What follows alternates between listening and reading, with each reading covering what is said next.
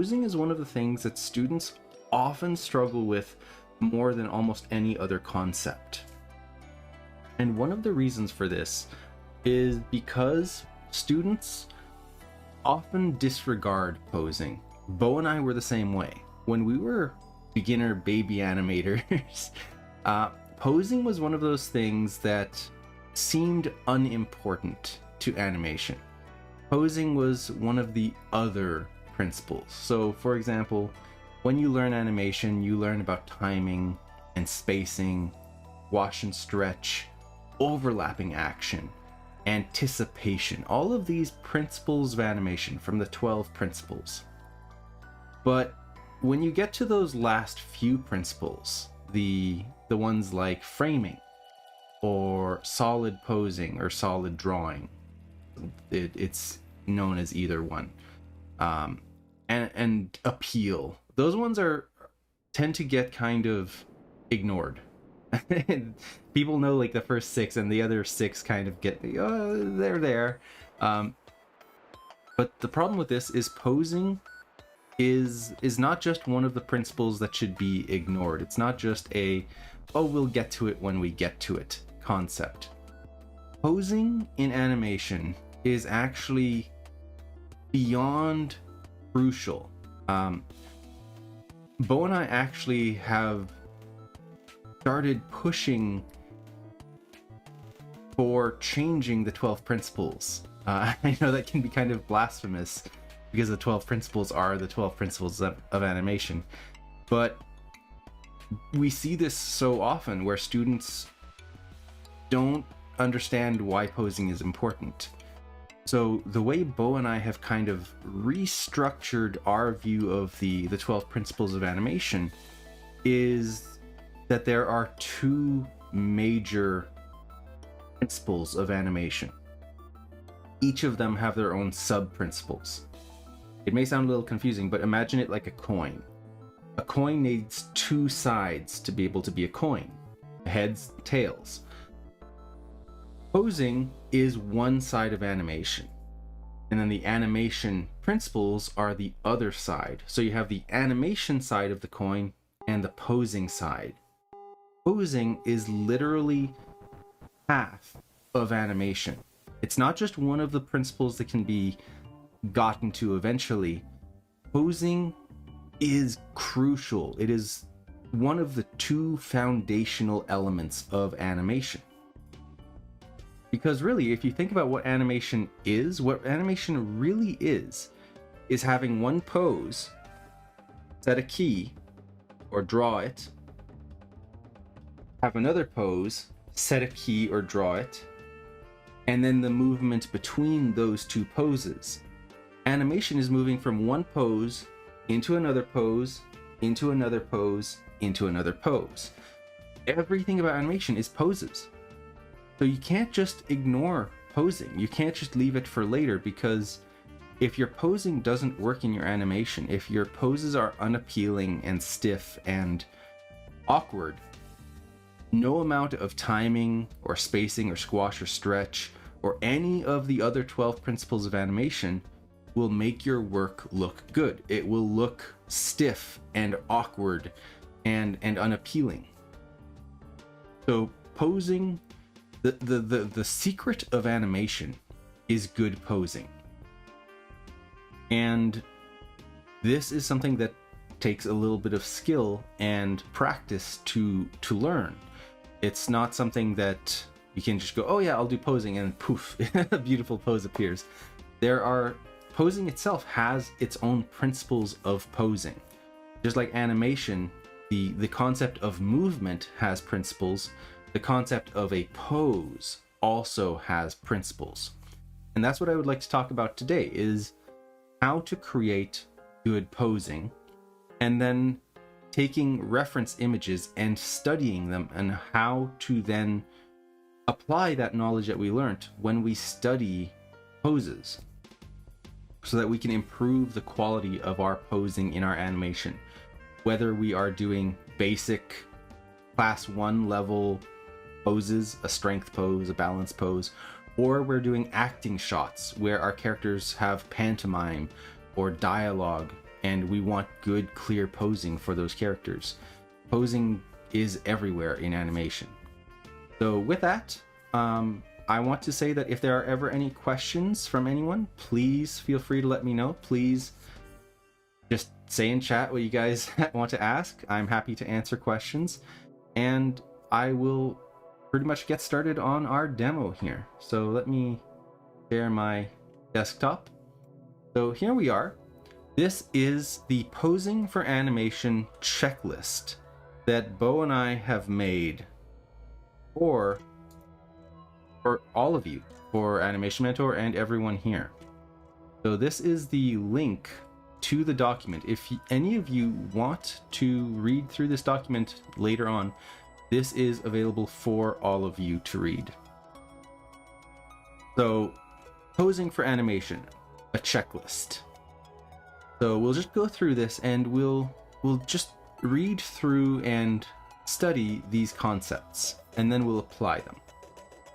So why is posing important? Posing, like I was talking about before, is the foundation of our animation.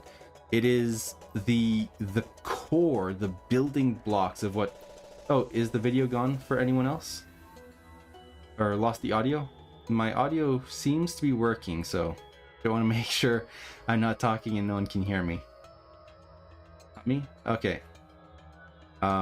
Anyone else can hear me? Audio is fine. Probably just me. Okay. I will okay, no worries. Yes, so posing is the heart and core of animation.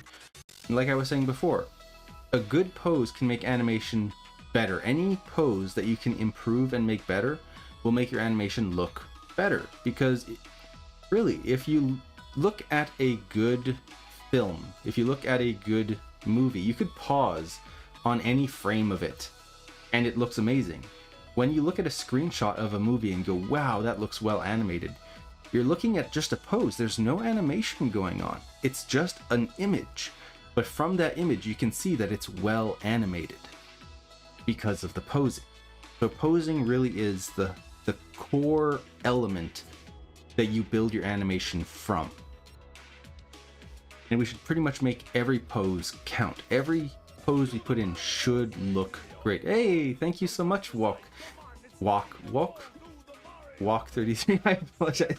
I don't know how to pronounce it. But yes, thank you so much for subscribing. Wow, 6 months in a row. Wow, thank you so much. That's so cool, so awesome. Thank you. So awesome. But yes, I apologize. The Mario theme just threw me off. So yes, without solid posing, without good posing, the animation principles that we apply, the timing and spacing will work fine, but it's just going to look bad. It's not going to look good because it's on bad posing. So what makes a good pose? And this is a good question. What does make a good pose? What makes a pose? And you see this a lot when you look at a really good Pixar, DreamWorks, Ghibli movie. Beautiful posing, beautiful artistry. Into the Spider-Verse, one of my absolute favorite films, masterclass of posing. Why is it when we look at this, it looks amazing, but then we look at some other films, especially like the knockoff films like Ratatouille and all of those, and you look at the posing and it just looks so not good. What does make a good pose, and what's the difference between them? And that's what we're going to really get into. But there's one thing I want to say before that, which is I love this image, because this is a great image of what posing really is. Barbera, good posing. Hanna-Barbera, as much as their animation was definitely a lot stiffer than a lot of other shows, they really had they knew how to budget a movie, because they were able to make so many series with almost no budget. They didn't have to spend a lot of money on their films, which was nice because their films are more about the audio gags more than the visual gags. It was about the humor of the dialogue rather than the humor of the motions of the character. But But yes, with this pose here, what I love about it is look at how Peter Parker on the left and Miles Morales on the right are doing the exact same pose. They are doing the exact same thing. Hey V, they're both squatting. They both have one arm on their leg, one arm on their chin, and they are doing the exact same thing. But notice how when we look at Peter Parker, we can see that he is intense. He is concentrating. He is thinking. He is in control. He is someone who is experienced. And then we look at Miles, and we can tell just by looking at him that he's just kind of copying Peter Parker. He's just like the doe-eyed pup trying to emulate his hero. And that is entirely on the posing. They're doing the exact same pose, but the slight differences in the pose is what sells that. Notice how Peter Parker's shoulders are squared off. They're strong shoulders. The hand on his chin, nice firm grip with his fingers. He's got this sense of solidity to his pose, this sense of being in control. When we look at Miles Morales, look at how his shoulders are. His shoulders are kind of crooked. The one shoulder is just kind of slumped there. The other one kind of up higher. The hand on his chin is a lot looser. He's emulating the motion, but he's not actually putting effort into it. The head angle, Peter Parker's looking down and he's concentrating. Miles Morales is looking up at Peter. So he's not internally focused, he's externally focused. So all of that is really the main things about the pose. Like it's a very similar pose, but those slight tweaks and paying attention to how you're angling things, how you either have a stiff body or a looser, more limp body is going to make a big difference in how you pose a character. And I thought that's just because of the knee. It sort of is, but notice that Peter Parker actually has his elbow on his knee, where Miles Morales, his elbow is actually floating off the knee. There's actually a little gap there. You can see the shadow. So the fact that Miles Morales is doing this, but his shoulder is up like that, there's nothing pushing up on it. This is actually him just having his shoulders slumped.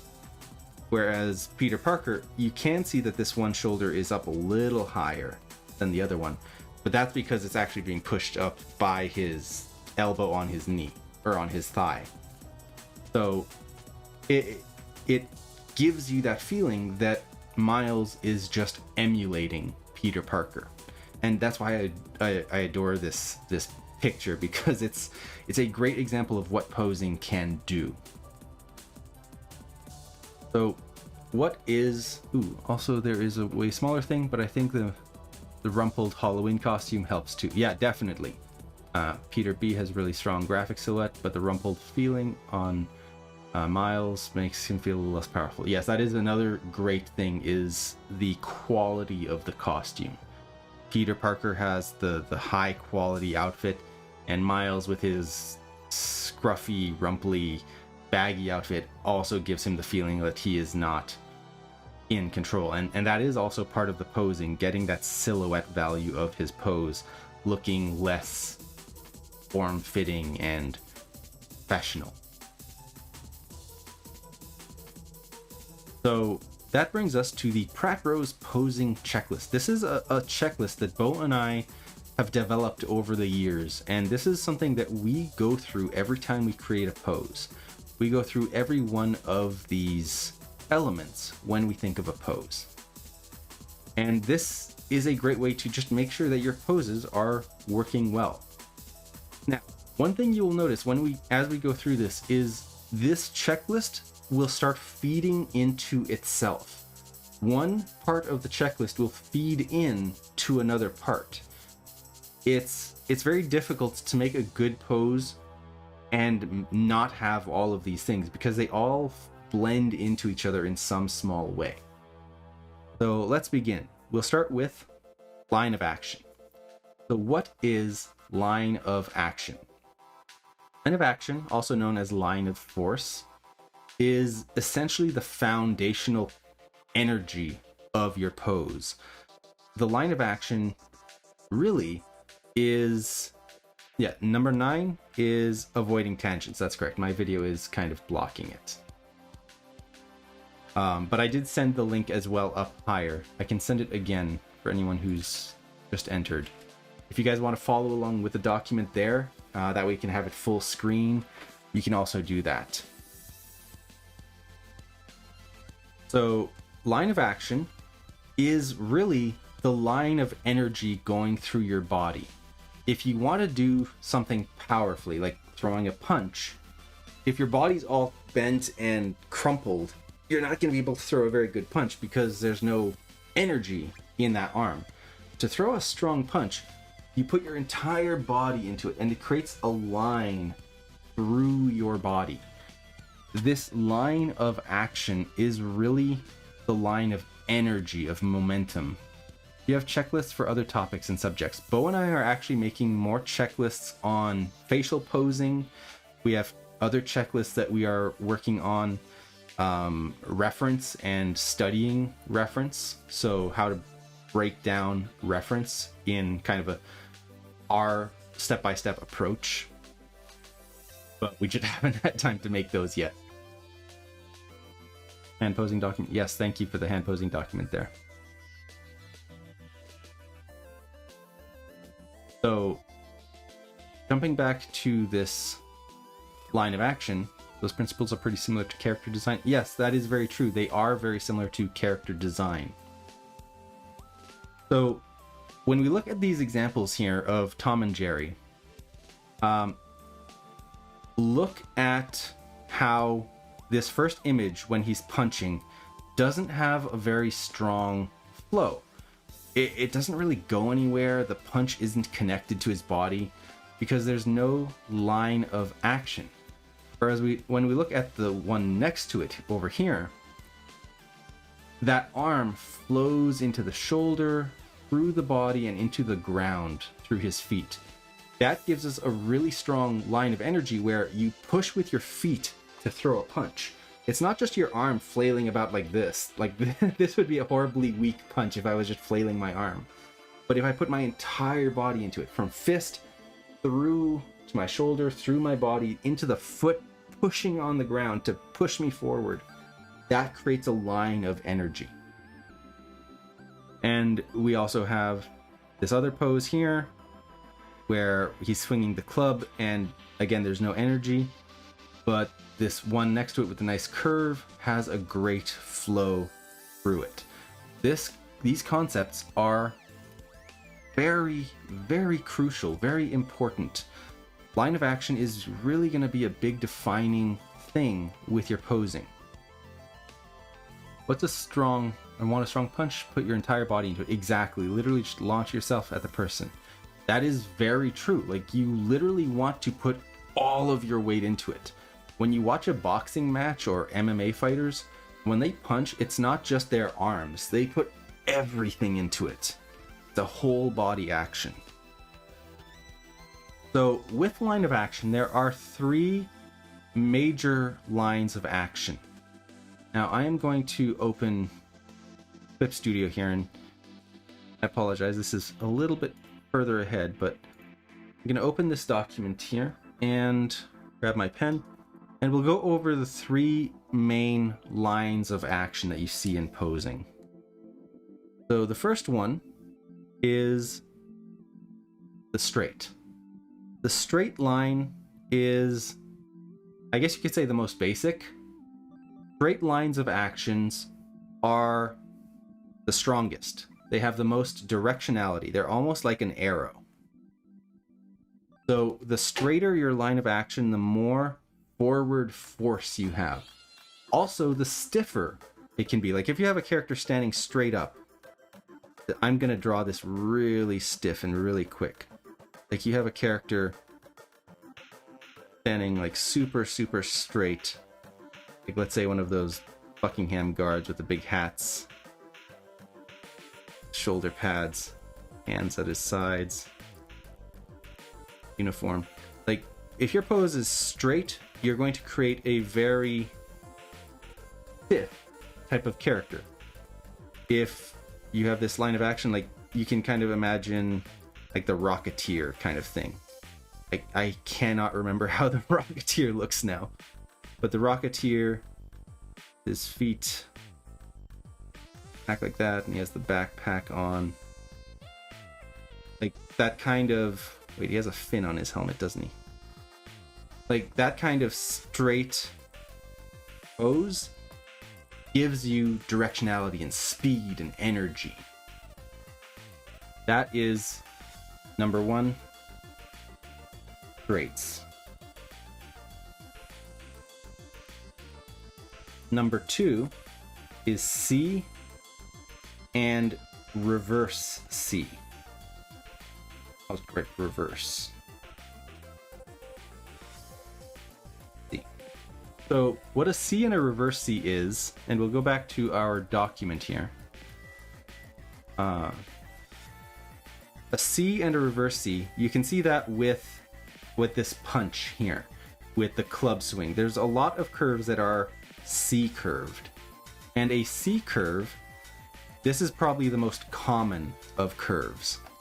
A C curve can be anything like this. It could be like this. It could be like this.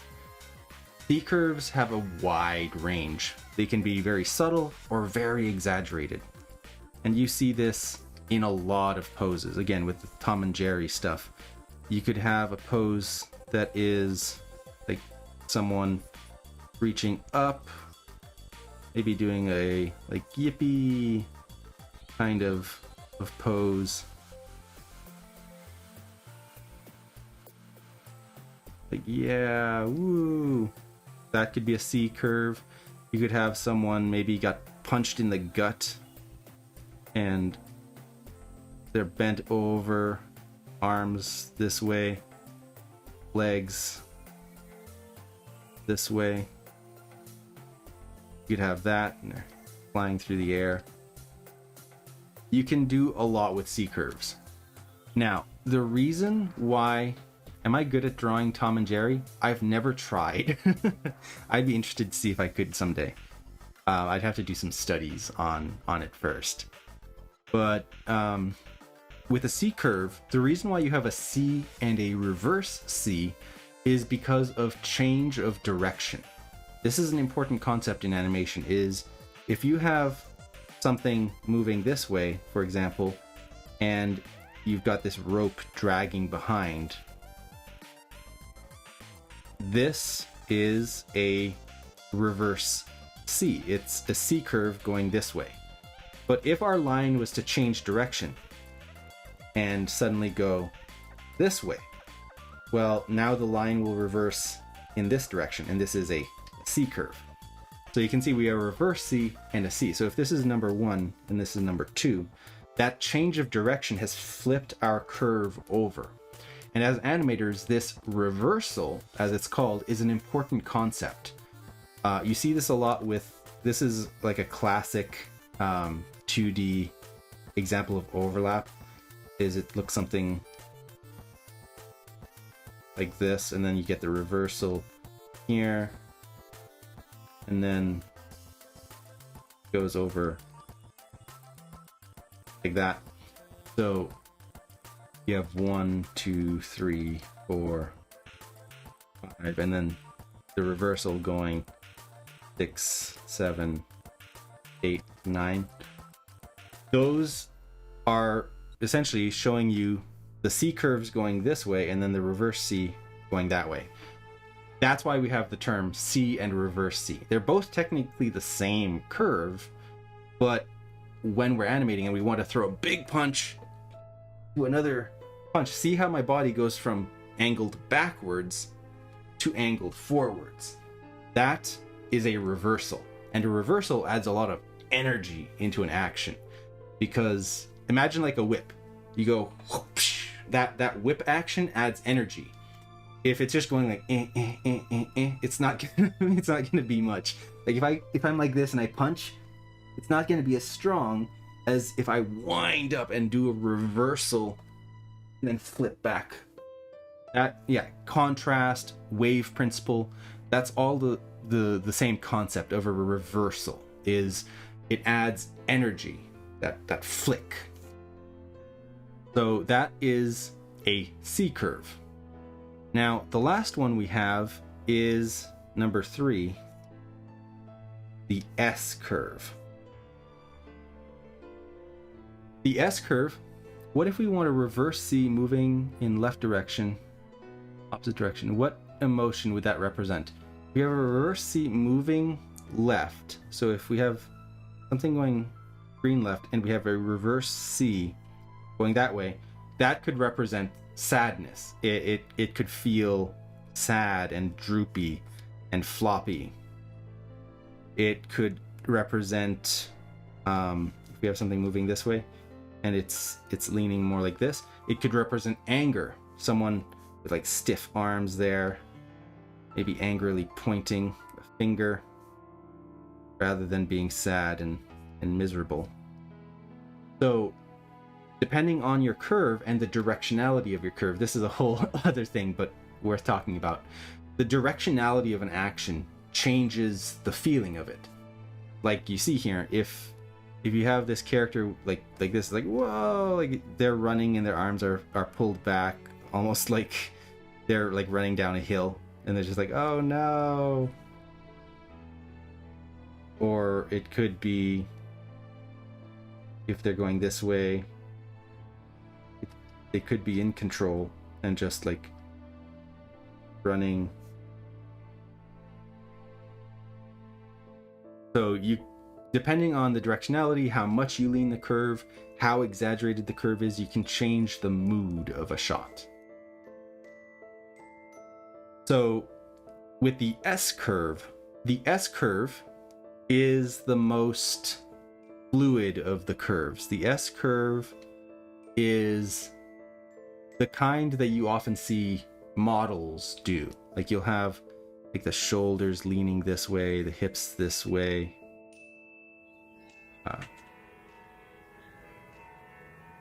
This way.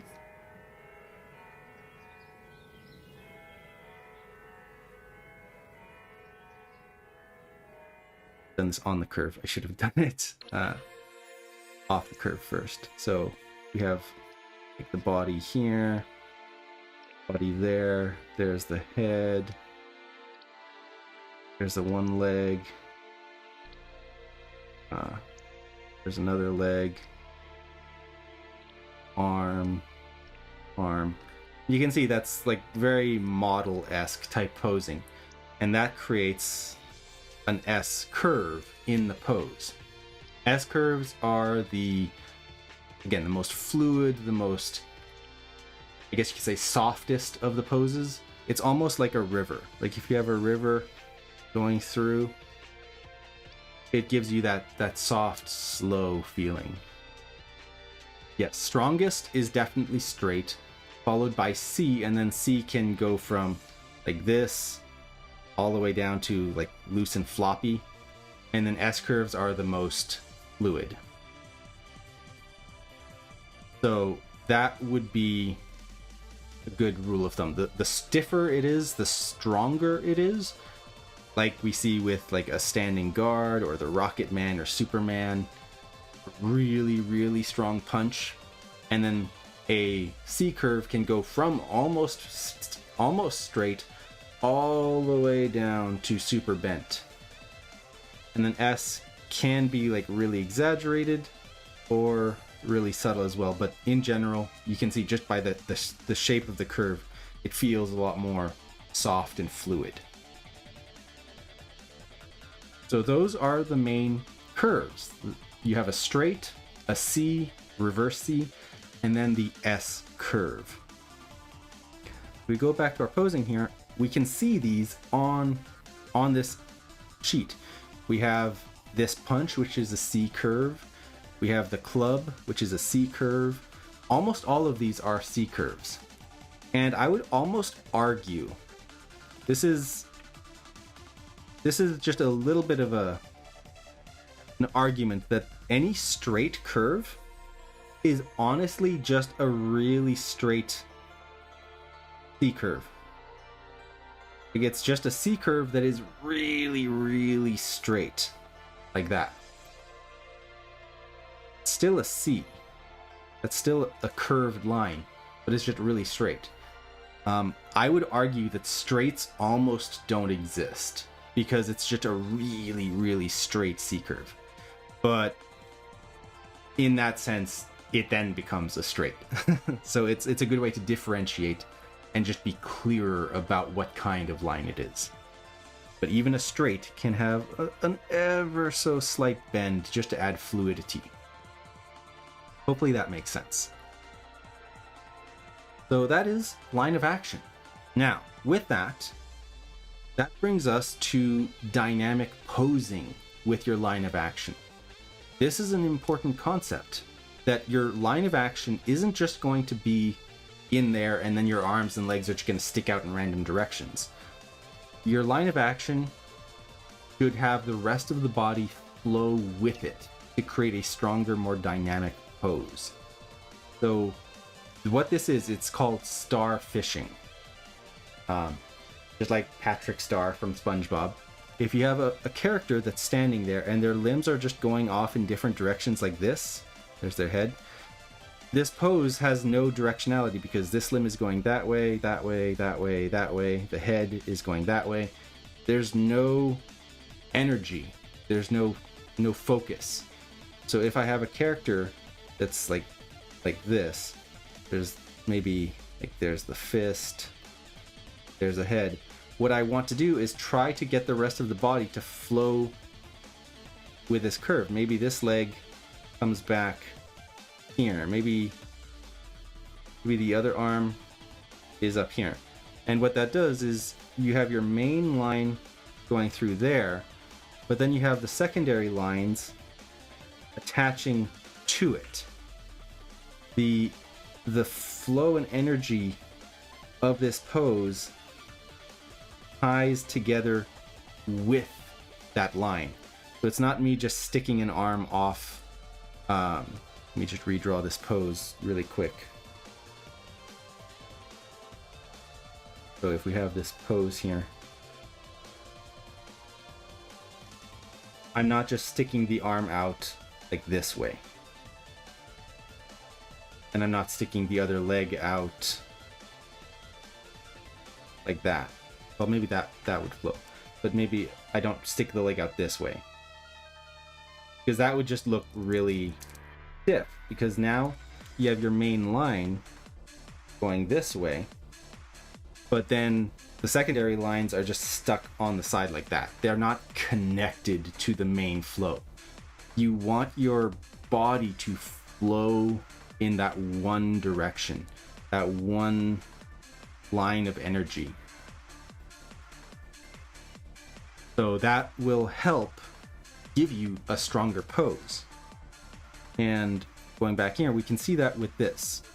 This first example, you can see the body parts all flow with that main red line. The second set doesn't. You can see how all of the lines of energy just cross each other. There's no real directionality. Everything just kind of counters and contradicts that one line that you're trying to sell. I wonder if it's possible to pose like that without being unbalanced. You can. Like, you can see the bottom one here is very similar to that top one. They just fixed the line so everything else flows with it. And they exaggerated it a lot more, but you can still, like, this top one is very similar to the one below it, but has much better flow. You can see they're very similar poses, but one just has much better energy. So that's something you want to keep in mind, especially when doing dynamic poses. It's fine if your character is just kind of like kneeling on one knee. If they're just kind of sitting there, you don't really need the most dynamic pose because they're just sitting there. So like this middle one here, if he's kneeling on the ground and just like looking at like tracks in the dirt, that could possibly work.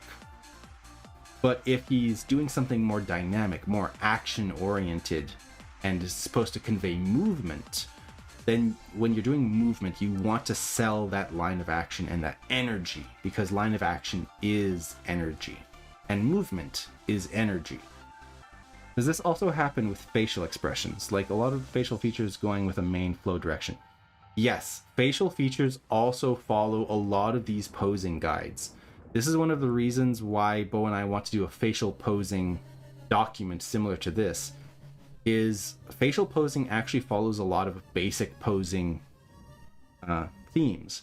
Line of action being one of them. You'll have a main line of action in your face, and everything kind of flows with that. If you just have a face that is very flat, it creates for a very boring facial expression. So hopefully in the near future, Bo and I will get around to making a facial posing guide for these in the next few weeks. So that is line of action. So the next principle we have here, is it a rule that could be broken to advance storytelling? Line of action is one of those ones that is hard to break in a good way. You can break it for comedy, like Patrick Star here. He doesn't have a line of action here, but it works because it's like, yay! You can break any rule, but be aware that when you break it, you have to break it for a good reason. And in terms of breaking line of action, things like sedentary poses generally don't need a strong line of action, but even then you can to help push the pose better. But generally you break it more in terms of like comedy. I always get confused of line of action and subtle. I don't understand how it works. I'll be showing a demo on how to apply all of these notes, all of these principles of posing onto some reference. So hopefully that will help clear that up. So with that, let's move on to silhouette value. Silhouette value, or just for short, silhouette. Really, what it means is the image of your character represented by their outline, their shape, their silhouette, their shadow. Silhouette is an important concept in animation because if your character can read just as a black and white silhouette, as a shadow, what they're doing, if what they're doing can read, if their pose, their action, all of that can read as a black and white silhouette, that means the audience will be able to read that pose really, really well. An example of this is like if I'm posed here and I have my arms like this, I'm going to throw a punch. This doesn't look like it's going to read very well. One, my hands are in front of my face, so you can easily lose those. They're overlapping each other. That doesn't read very well. It's just not a good silhouette. But if I pull my hands out like this, so now this fist is on its own, in its own silhouette. This other fist down here, you move over a little bit so my mic isn't in the way. So you get a little outline of my fist there. That reads a lot better in terms of silhouette than this. Do you see the difference in terms of posing and visual clarity? That is something you really want to pay attention to in your animation, because animation is a visual medium. It's all about the visuals. It's about clarity in your visuals. So making sure that your character's outline can read very clearly is a big part of that. Now, a common mistake that a lot of people do when they start doing silhouette is they think they have to have all of the arms and legs separated and everything has to be clear and visible at all times. That's not true. A good silhouette can be with the arms hidden or the legs hidden. It depends on what you're going for. And this is a great example of that, of these three characters here. All three characters are characters who wear all black. They are characters who have a cape, and they're characters who are fairly dark in terms of their personality. The first one is Darth Vader. The second one is Count Dracula. And then the third one is Batman. They are all characters who wear a cape and wear black, but you can tell just by their silhouette that they are different characters. And this is really the power of silhouette, is if your character can read just by their silhouette, like you would have no problem seeing Batman and Darth Vader in silhouette. Like if you're just watching their shadows on the wall, you would know who they are just based on their silhouette if they were fighting, because the silhouette is important and clear.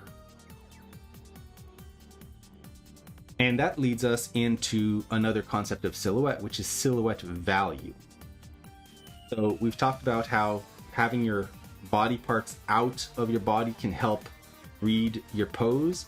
We've talked about how some poses you don't really need all the body parts out if there's a clear intent on why you're doing that and still having it read. But this one is silhouette value. So if we look at this pose of Dracula here, you could argue that this is a bad silhouette because the whole pose that he's doing is playing the ukulele. That is the big focus of his pose. But if we were to do a silhouette of him, he would just be this big blob with a little nub on top, a little nub for the ukulele. That's not a good silhouette.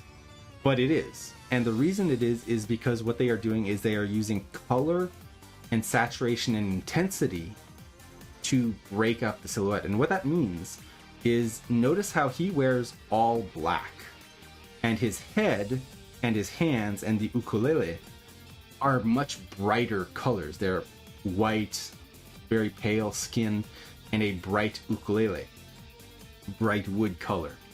So in terms of silhouette, the color contrast makes it read well.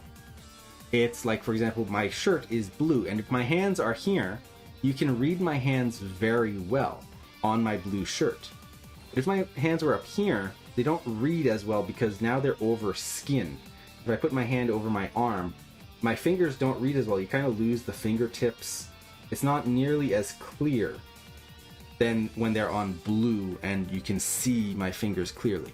That is called color contrast. That is a way to make silhouette work using the color contrast of your character.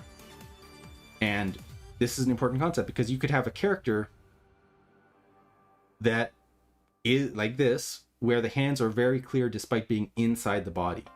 Now, if Dracula was wearing an all-white suit with his white skin and he was holding a white ukulele, that would look really bad because it just wouldn't read well. You wouldn't see them. You'd have to find another way to add some contrast or variation difference to make that pop.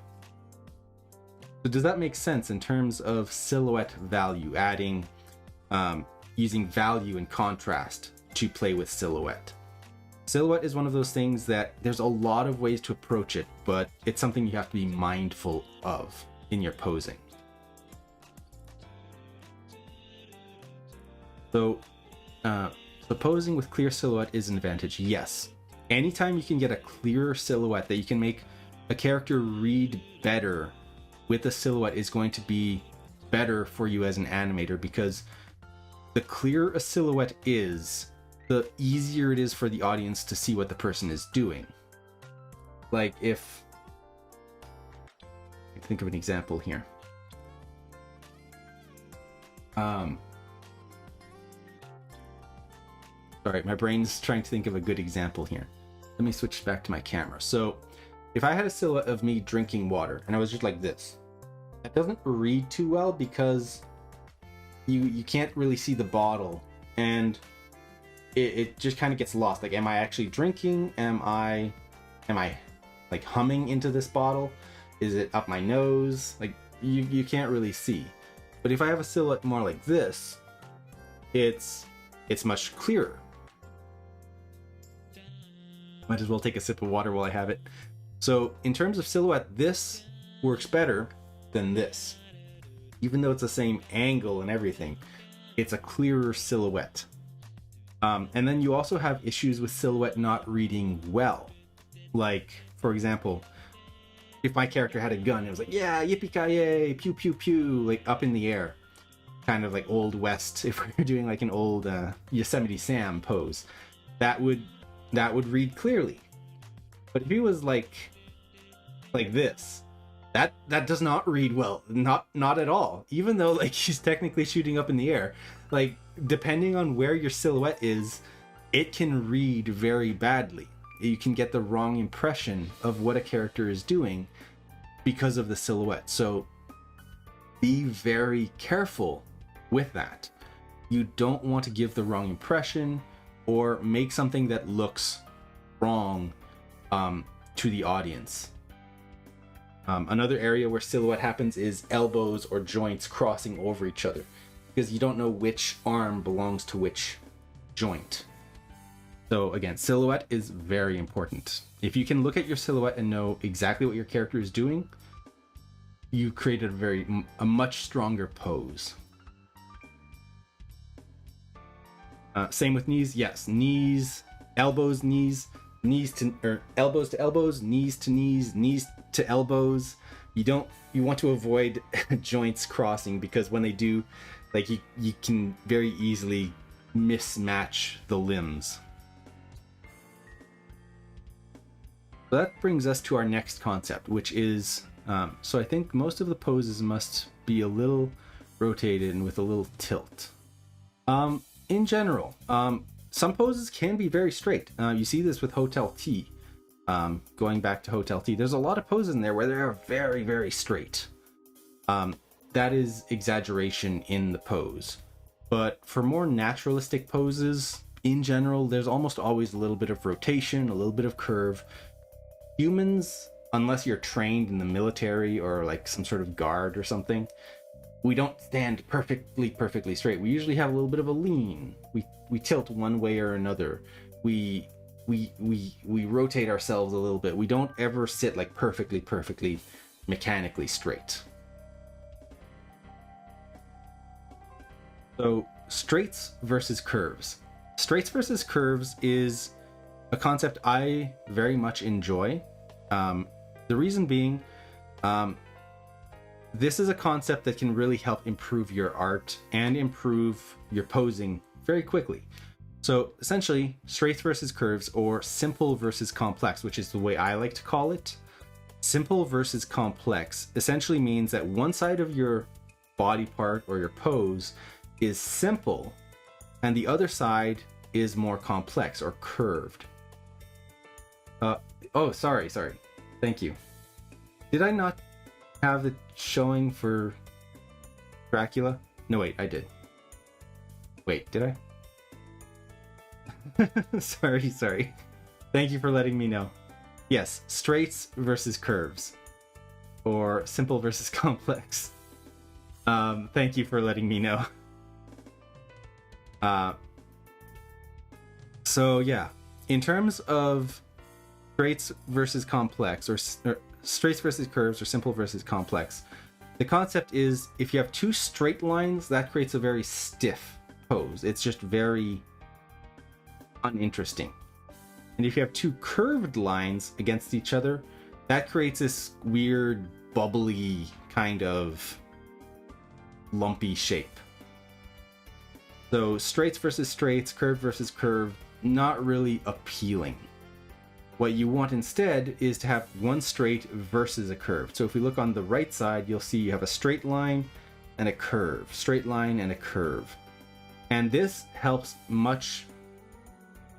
improve legibility much more for poses, and also just gives a much more appealing shape.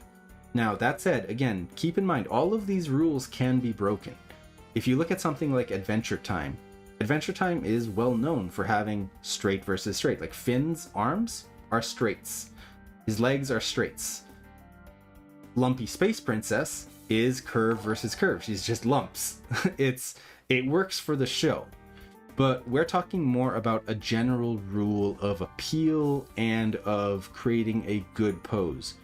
Again, I want all of you to keep in mind, animation and all of its rules, the 12 principles of animation, the principles of posing, all of these rules, the rules of filmmaking, rules of thirds and camera composition, all of those rules are just guidelines. They're like the Pirate's Code. They're just guidelines.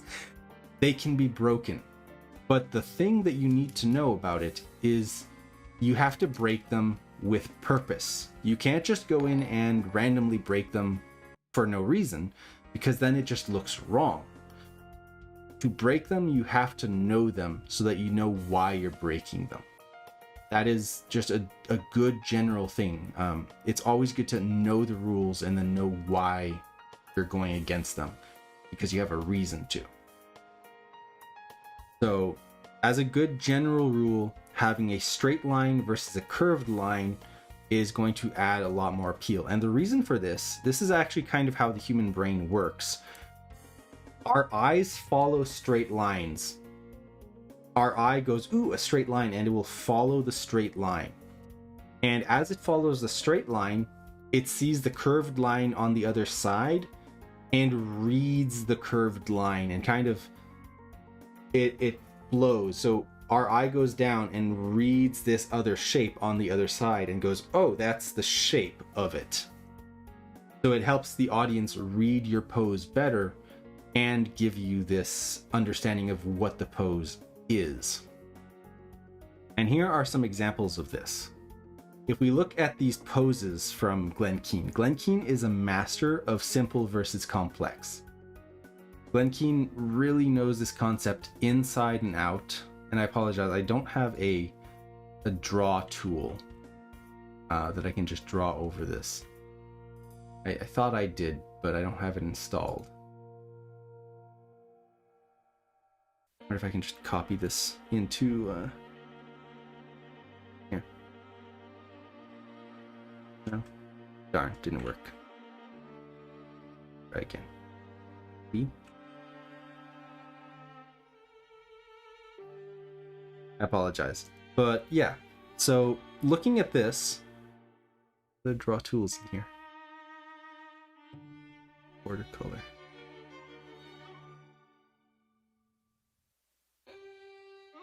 So if we look at these poses, look at how, hopefully you guys can see my cursor here. Cursor moving. Acting all weird in my, there we go. That was weird. So yeah, if we look at this pose here. See how that line goes straight down on this side of Rapunzel, and on the other side, it's a much more complicated shape. So we have a straight on one side, and we have a complex on the other. On this pose, we have a simple curve following that dress. Very simple. And on the other side, complex. In this pose, a simple curve, complex. Simple line of action through here, complex on this side. Almost every one of his poses, simple curve here, complex on this side. Simple, complex. This is something Glen Keane does all the time in his work. There's always one side that is much simpler, much more clean in terms of the line of action. And in general, it is the line of action that he's following on that side. And then the other side is a more complex curve showing the action that's happening. And this is something that applies in 2D quite a bit. But in 3D, it also applies. If we look at this pose of Moana, her line of action is an almost straight C curve going this way. From kind of up at the top here, it goes right through. You could almost go from this arm and go through. Well, look at the curve on this side of her body. It's a very simple line running from her toes up and through to her head. It's a very simple curve. On the other side, look at how it goes up, over. This is a complicated side. So we have a simple versus a complex. And this concept really helps add appeal and helps you get better flow in your poses, because the audience will read the flow and then see the complexity on the other side. This is a great way to just add that appeal in your posing. So from there, the next one we have is weight and balance. With weight and balance, this concept is really important because making sure your character is balanced is kind of crucial. You don't want a character to be standing like Michael Jackson doing that forward lean, because that'll look like they're going to fall over. If that's how they're just standing, that's going to look really weird. You want to make sure your character is balanced at all times. or that if they are off balance, there's a reason. So if we look at this pose here in the middle of this person swinging a heavy ball on a rope, we can see that they are very off balance. Their foot is over here, but their body's leaned out really, really far. And that's because they have this weight countering them and allows them to lean further out. So the heavier your object, the more you can lean out the other way to compensate. So balance is a great way to show weight. It's a great way to show if you're carrying a really heavy object or swinging something really heavy. Because if you're just swinging it and you're standing perfectly straight, it's not going to look like it's very heavy. But if you lean back as you swing this thing around, that's going to make it feel like it's really heavy. I usually draw the line of action in the middle of the character. What should be the approach to use straight and curve? The approach to straight and curve is you find your line of action first, figure out your general line of action, and then you can use that to simplify the one side of the body to follow it a little more smoothly. So it's not like he just uses that line of action straight out. He uses it as a guide to have the pose flow with it. And that just takes practice to do. So with balance, there's not much to say about it other than it is something you need to keep in mind. You need to be aware of where your balance points are on your character. Generally, they're your feet. Whatever object of you is touching the ground and holding you upright is your balance point. If you're on one foot, then you have one balance point. If you have 2 feet, now you have 2 balance points, and whatever is in between that is your range of balance. So, as an example of this, if I have a character, we'll just do a simple ball, and he's standing on 2 legs, like this.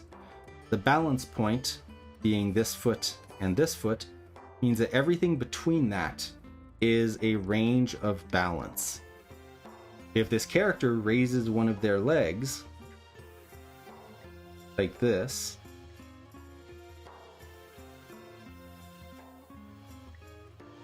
that foot's too big. If they raise their leg, now they only have 1 point of balance, and that there's no more wiggle room. That is the only point of balance. So this pose would be very off balance, because the majority of their weight is on one side of this line. There's nothing on the other. What if you're in the air? If you're in the air, then it doesn't really matter because you're not standing on anything. If you've jumped in the air, your legs could be anywhere. You could be leaning however, but keep in mind that depending on how you're leaning, that will affect how you land. So for making this pose work, what we would need to do is we have our character's body, and we would need to bring the foot in under them while they raise their leg. Like this. And now you can see the balance point of the foot is through the middle of the body. So you've got the weight more or less evenly distributed on either side of that line. So that is an important concept to keep in mind, is anytime you're doing anything, even as simple as a ball character walking like this, balance is going to be important. You can't raise your leg without shifting your weight over onto that supporting leg. Balance is a very critical part of your character posing.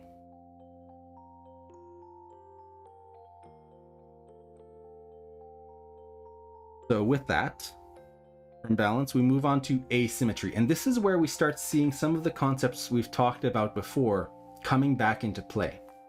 So asymmetry is when you have a character that isn't doing the same thing on either side. So with this example of Mickey Mouse, this first one on the left is a very flat looking pose because his arms are doing the same thing, his feet are doing the same thing. The body is very much just mirrored, it's twinned. And twinning in terms of animation and posing tends to create very flat, stiff, unappealing poses and animation, which is a bit of a bit funny coming from Bo and myself as twins.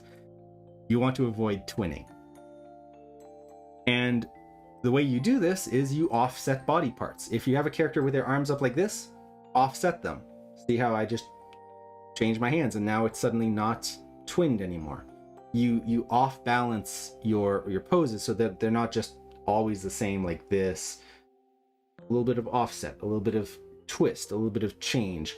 And you can see that when you do that to Mickey Mouse, what it does is, one, creates line of action. Notice this first pose has no line of action. It's just straight up and down.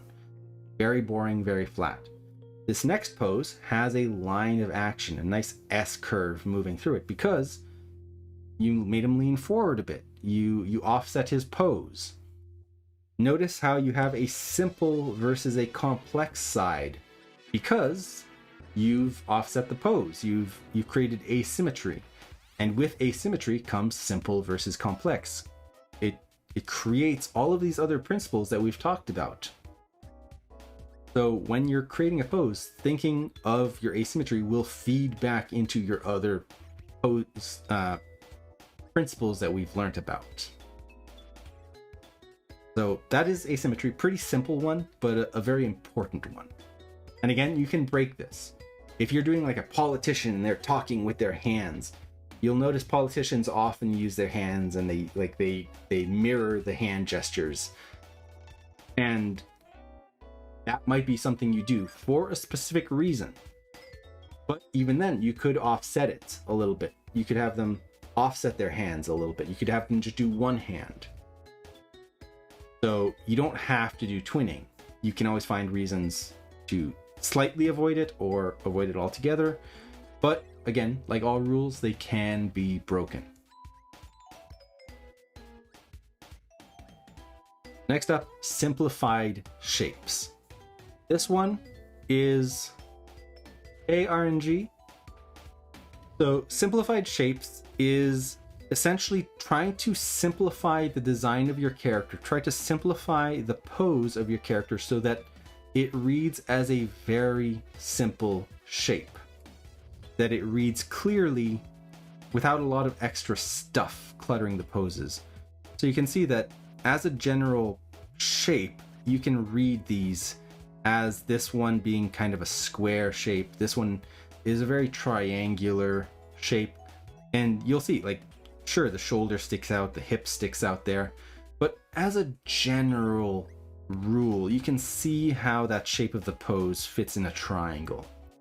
You can see how this pose up here has this simple kind of basic shape. This kind of thing will really help clarity and appeal of your pose. This is what really adds that, like, ooh, this is so clean, this is so appealing kind of thing. Because if you have a character that's just a complex mess of all sorts of things sticking out everywhere and limbs and bits in every direction, it makes for a very unclear shape. It makes it for a very complicated shape. If you can simplify the shape of your character down so that it reads very simply as a shape, that adds a lot of appeal to it. And from there, these are two of my favorite principles, contrapposto and twist. Contrapposto is essentially the concept of adding tilt to the shoulders and the hips of your character. So you'll see here we have this first example, the yellow pose, where the character is very stiff. The shoulders and hips are parallel to each other. It's a very boring, stiff, straight pose. But the second one has a tilt to the shoulders and a tilt to the hips, and the tilt goes against each other. So if your shoulders tilt one way, the hips will tilt the other. And this, what it does is add a more natural element to posing, because as humans, like I said before, we never tend to stand perfectly straight. We always kind of lean one way or the other. And when we lean, notice how when I lean this way, my body tilts, because I'm counter tilting my body to to rest more comfortably. So when you do this, it creates a more natural pose, and it could be subtle or extreme, but it creates a more natural pose. And what this also does is instantly adds line of action to your pose. You can see this pose here in the middle has a really nice S-curve in it. All of these poses down here where they're using contrapposto, even these basic ones down here that are more or less just standing poses, have them in there. And you can see that it just adds a nice appeal to the characters. It removes that stiff, robotic awkwardness of characters just being like, you want to try and get that natural feeling in characters. And as humans, contrapposto is one of those things that we always do, even subtly. So keep in mind that contrapposto. And contrapposto, if you're not sure what it means counter pose. Contra, counter, and posto, pose. So what this will also do is add asymmetry. Just like the principle we were talking about before, contrapposto adds instant asymmetry. What if they are robots? Do we add it? You don't need to add it if your character is a robot. You see this with a show like iRobot with Will Smith. The characters are, or the robot is very stiff. And most of the evil robots in iRobot are stiff.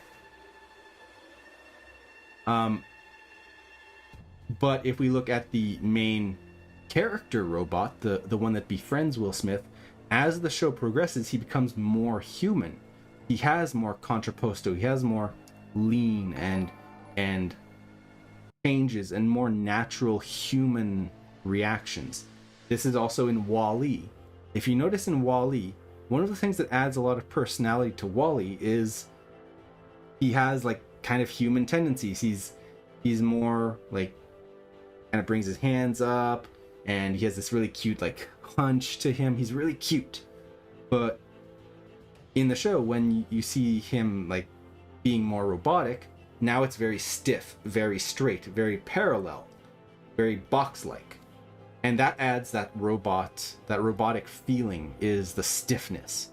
So you can definitely break the rule, again, to play with something like that. But keep in mind that when you're doing a person and you're doing a pose, you don't want a robotic feeling if that's not exactly what you're going for. So this is a great way to get out of that robotic feeling. Now, from there, we go on to twist. And twist is similar to contrapposto, but it is the side-to-side twisting of your body. So twist happens all the time. And this is one of the most common things I see students forget, is twist. So for example, if I put my hand here, and I'm going to switch over. If I put my hand on my chest like this, so you only see the edge of my hand, that means my chest is facing the camera. If I reach forward with my hand, see what happens to my chest?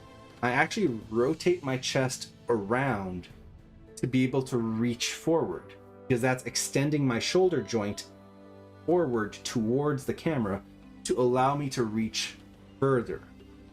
If I reach with the other hand, my torso twists the other way. If I try to reach backwards, notice what happens to my body. I twist. There is twist that happens all the time. If you're swinging something, see how my torso twists to bring my arms up to swing or chop a tree or something. Twist happens all the time. And what twist is, if I take this glove here, when I take this glove and it's just sitting there flat and loose, it doesn't have a lot of energy in it, does it? It's just a limp glove. Oh, whoa. Thank you so much, RNG Backtrack, for those gift subs. That's so awesome. Thank you so much. Wow. Wow, thank you so much. That caught me off guard. Wow. But yeah, seriously, thank you. I love this song. The Mario song is so good. I want to animate Surf Wago dancing to it one day. But yes, sorry, that completely threw my brain off what I was talking about. The song is gonna play for a couple more. Cameron doesn't dance on Mario. I try to. I haven't streamed as long as Bo because I used to work all the time. I've only just now had a little more time to do these streams, and Bo has gotten used to it. I'm still like, every time this happens, it's like, whoa, what's happening? Oh my gosh. Yeah, I would need to ask Bo, like, tell me all the secrets about the stream. I'm still a bit of a noob to it. But yes, I really do love these streams. I love sharing all of this knowledge and content with all of you guys. Hopefully, by the way, this is interesting for all of you. I hope that you guys are enjoying these this talk on posing. Love noobs. Yeah, you guys can pwn me in the game of Twitch. I missed a lot of it. No worries, no worries. This will be probably recorded and saved, so you can definitely watch it later. But yes, in terms of Twist, we have this glove. I muted for a bit because I had to send out a professional email and forgot I had the stream in the back. Welcome back, V. As I get a professional, I will thank you for the knowledge you give. Oh, it's our pleasure. Like, if we can help you all reach your dreams and get to where you want to be as an animator, or just help you understand what animation is more, help you make it a hobby or whatever it is that you want to do with it, that is what we want. We want to help you guys reach that, and we're happy to do what we can. But yes, back to our glove here. So if you have a glove that's just hanging here limp, see how it doesn't have a lot of energy in it? But if we twist this glove, and I'll give it a few twists, look at how much more energy is in this glove. See how that twist creates torque? It creates energy, and when I let it go, see how it spins free? This is the same thing you see with like toy helicopters with the rubber bands. That twist, that torque, adds energy to your poses. It adds that feeling of intensity. So like with this sword swing here, see how our body is twisting, and that twist adds energy into the swing. So twist is a fantastic way to add dynamism and energy to your posing. So always keep twist in mind. And the other thing that twist does is it helps you avoid stiff, boring poses. Like this first one here, the head faces to the left, the torso faces to the left, and the hips face to the left. They're all facing in the exact same direction, and this creates for a very flat pose. But when you twist the body part, so the torso, you see more of the back, the hips, you see more of the front, the head, you see more of the front, there's this twist going on, and it suddenly adds 3D volume to the characters because they're not just a flat side view. You're seeing three-dimensionality to them. So that is contrapposto and twist. Now, from here, we move on to sympathetic action. And I love this image because it just shows you just how much your back moves when you lift your arms. So sympathetic action is essentially keeping in mind, sorry, my hair is getting hot. Keep in mind that when you move your body, other parts of your body will also move. That's why rigging on shoulder is a pain. Yes, rigging shoulders is a nightmare because the shoulder joint is so flexible.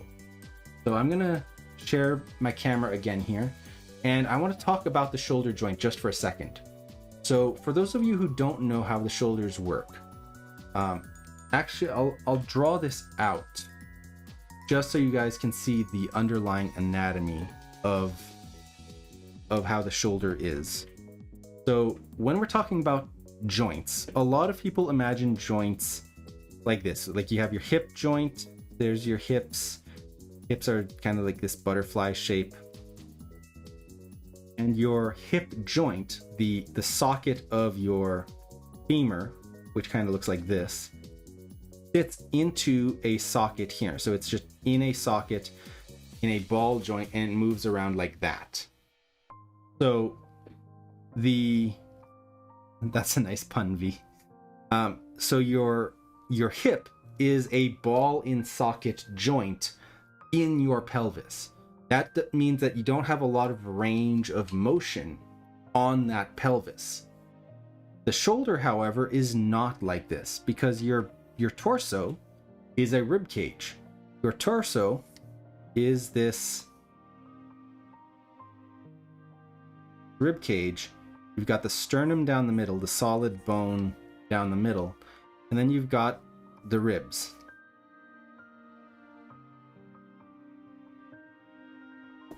And this, like, if you really think about it, where would your shoulder joint attach? There's no socket in a rib cage because they're ribs. Is this why it's easier to dislocate your shoulder than, say, your hip? Yes, this is one of the reasons why it's much easier to dislocate your shoulder. So the way the shoulder joint works is it's actually a free-floating joint. Yes, Kingdom Hearts music is so good. So your shoulder is actually connected via your collarbone, your clavicle, right here. The clavicle connects on either side of your sternum here, and then comes around like this. So we can feel our collarbone move around, and it goes right over the top and has this little like cup on the end like this. And then from there, the collarbone connects to the shoulder and then around back to your shoulder blade, your scapula behind your body. So your shoulder blade on the back of your back is connected to your shoulder.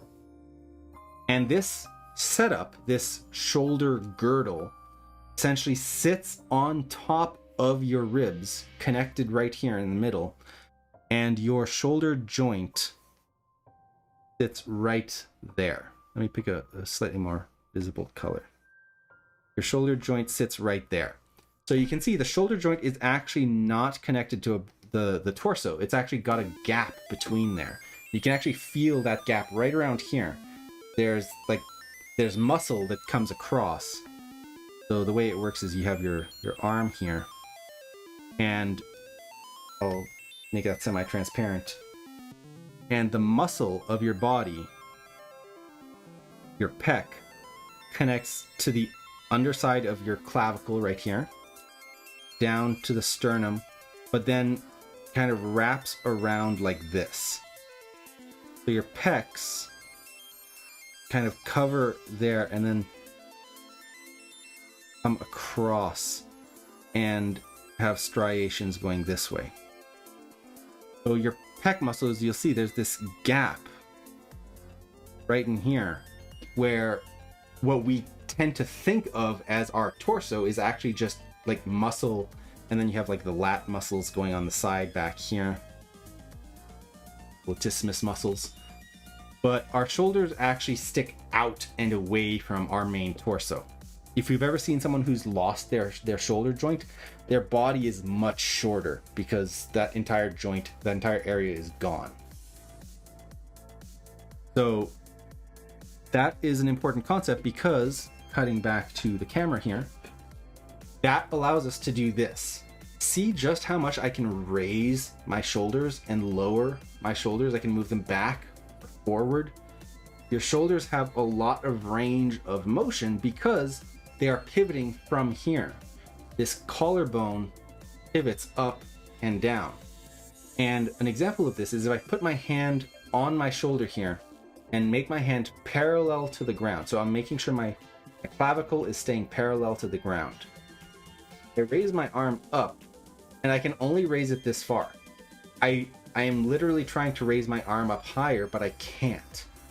Because, remember, there's that little cup of your clavicle over your shoulder here. So once it reaches this point, I can't raise my arm any higher. I have to actually raise my clavicle to raise my arm over my head. And you can see that with my hand here. Raises up to raise my arm up over my head. So, yes, my little dragon on the mic, a little Surf Wago, made by Woodland Yeti. It's a fantastic little plush that she made. But yes, so keep in mind, how long will the stream be going for?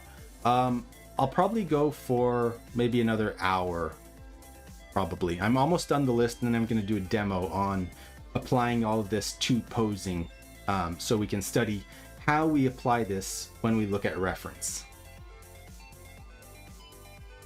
But yes, this all goes back to what we were talking about with sympathetic action, that when you move something, something else will also move. This goes back to the twist I was talking about. When I move my arm forward, my entire torso twists to extend my reach. So if you're animating a character running, it's not just going to be this. It's not just their arms going up and down. They're going to twist forward as they bring this arm forward. The shoulder joint is going to come forward. That's your clavicle. So just to bring the arm forward and bring the other arm back to do a running pose is not just going to be like a Ken doll or action figure like this. It's going to be body twist, clavicle motion, maybe a little bit of twist the other way, maybe some contrapposto, head angle changes, because now my torso has twisted. I have to counter twist my head back forwards. So just to do that, just to do this running pose, requires my entire upper torso to be posed. You have to be well aware that when you move a character's body, the rest of their body is connected. You can't just move one arm freely and have nothing else react. So that is sympathetic action. Now, this one, will it be recorded? Yes, this is going to be recorded. I believe it's being recorded right now, and will be posted up. So you guys can rewatch this later if you want. So, tangents. Avoiding tangents. Tangents are essentially when two objects line up in a way that creates something that isn't supposed to be there. That's really it. A tangent is when body parts or your character in the background or your character in the edge of your screen line up, or anything else line up in a way that's not supposed to be intended. So that can create a flattening of your image or an interaction that isn't supposed to happen. So for an example of this, my hands are the same size. My hands are evenly sized to each other. But if I bring one hand really close to camera and one hand further back, this gives the feeling of depth. Like, my hand is forward towards camera and the other hand is back further.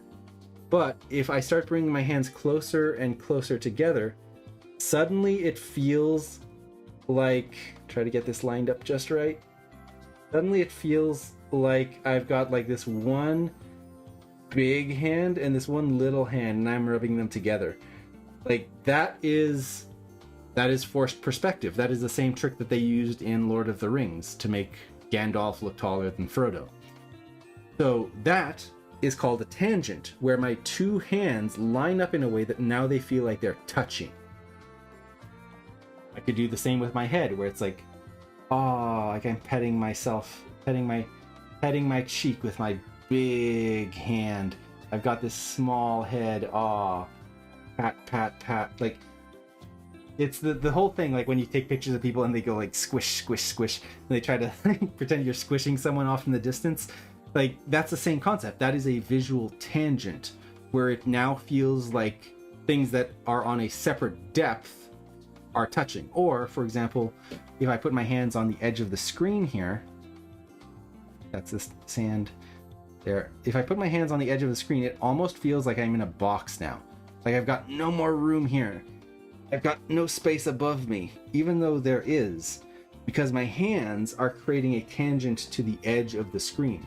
If I lean my arm up on the edge of the screen here, it kind of feels like I'm leaning on a wall right there. I could just lean against the edge of my screen. It's like, yeah, relaxing. And that can create a tangent where it feels like I'm actually touching the edge of my screen. Yeah, mimes use invisible tangents. They use that concept of creating that feeling of a tangent. So this is something as animators and as artists we want to avoid. We don't want the audience to see something that isn't there, that is touching in a way that shouldn't be. So you can see that with this first image where her hair is touching the edge of this post, and so is her elbow, and that makes it feel like the hair is pushed up against it and her elbow is somehow hitting a wall. Like it ruins the image of what's supposed to be happening. So always be aware of that. Always be aware of your tangents and look out for them. Hey NS Films, welcome. So from there, we have what's called visual anchors. Now, visual anchors are essentially just parts of your character's body or clothing or whatever accessories they have that help you see the volume of the character. That's really what it is. It's also known as construction lines. So an example of this would be if we have two lines here, two lines running parallel to each other, and then we have two more lines running parallel. What are these? We'll do two more. So we have these three sets of lines, 1, 2, and 3. And right now we can't tell what they are because we don't have any visual detail or construction lines. So I could do this, and this creates train tracks, like, oh, we're looking at a set of train tracks, and it's very flat. Or I could do this. I could round it out, and now we're looking at a cylinder. Maybe it's a sushi roll, and like there's like different things in the sushi roll. Like maybe that's what it is. Or if I go the other way,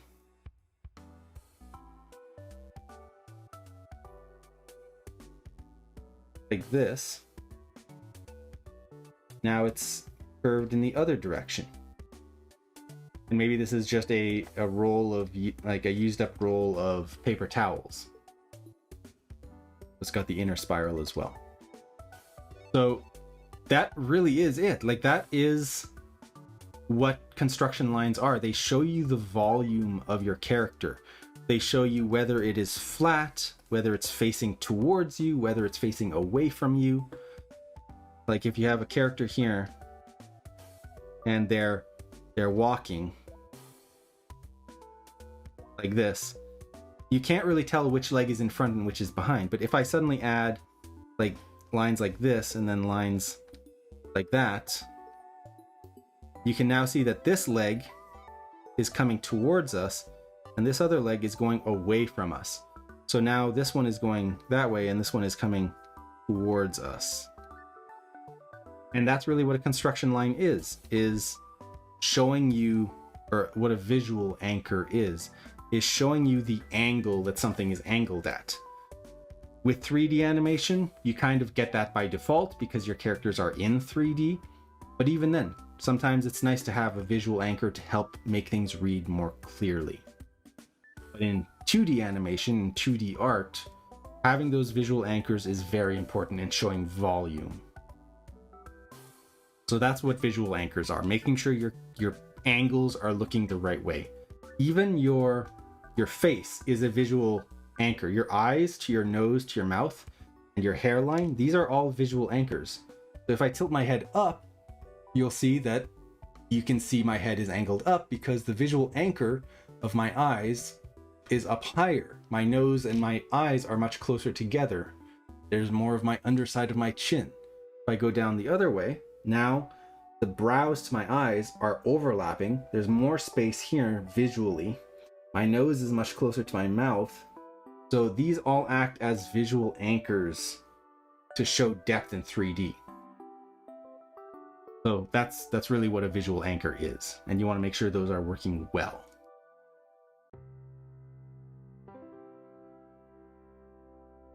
From there, exaggeration.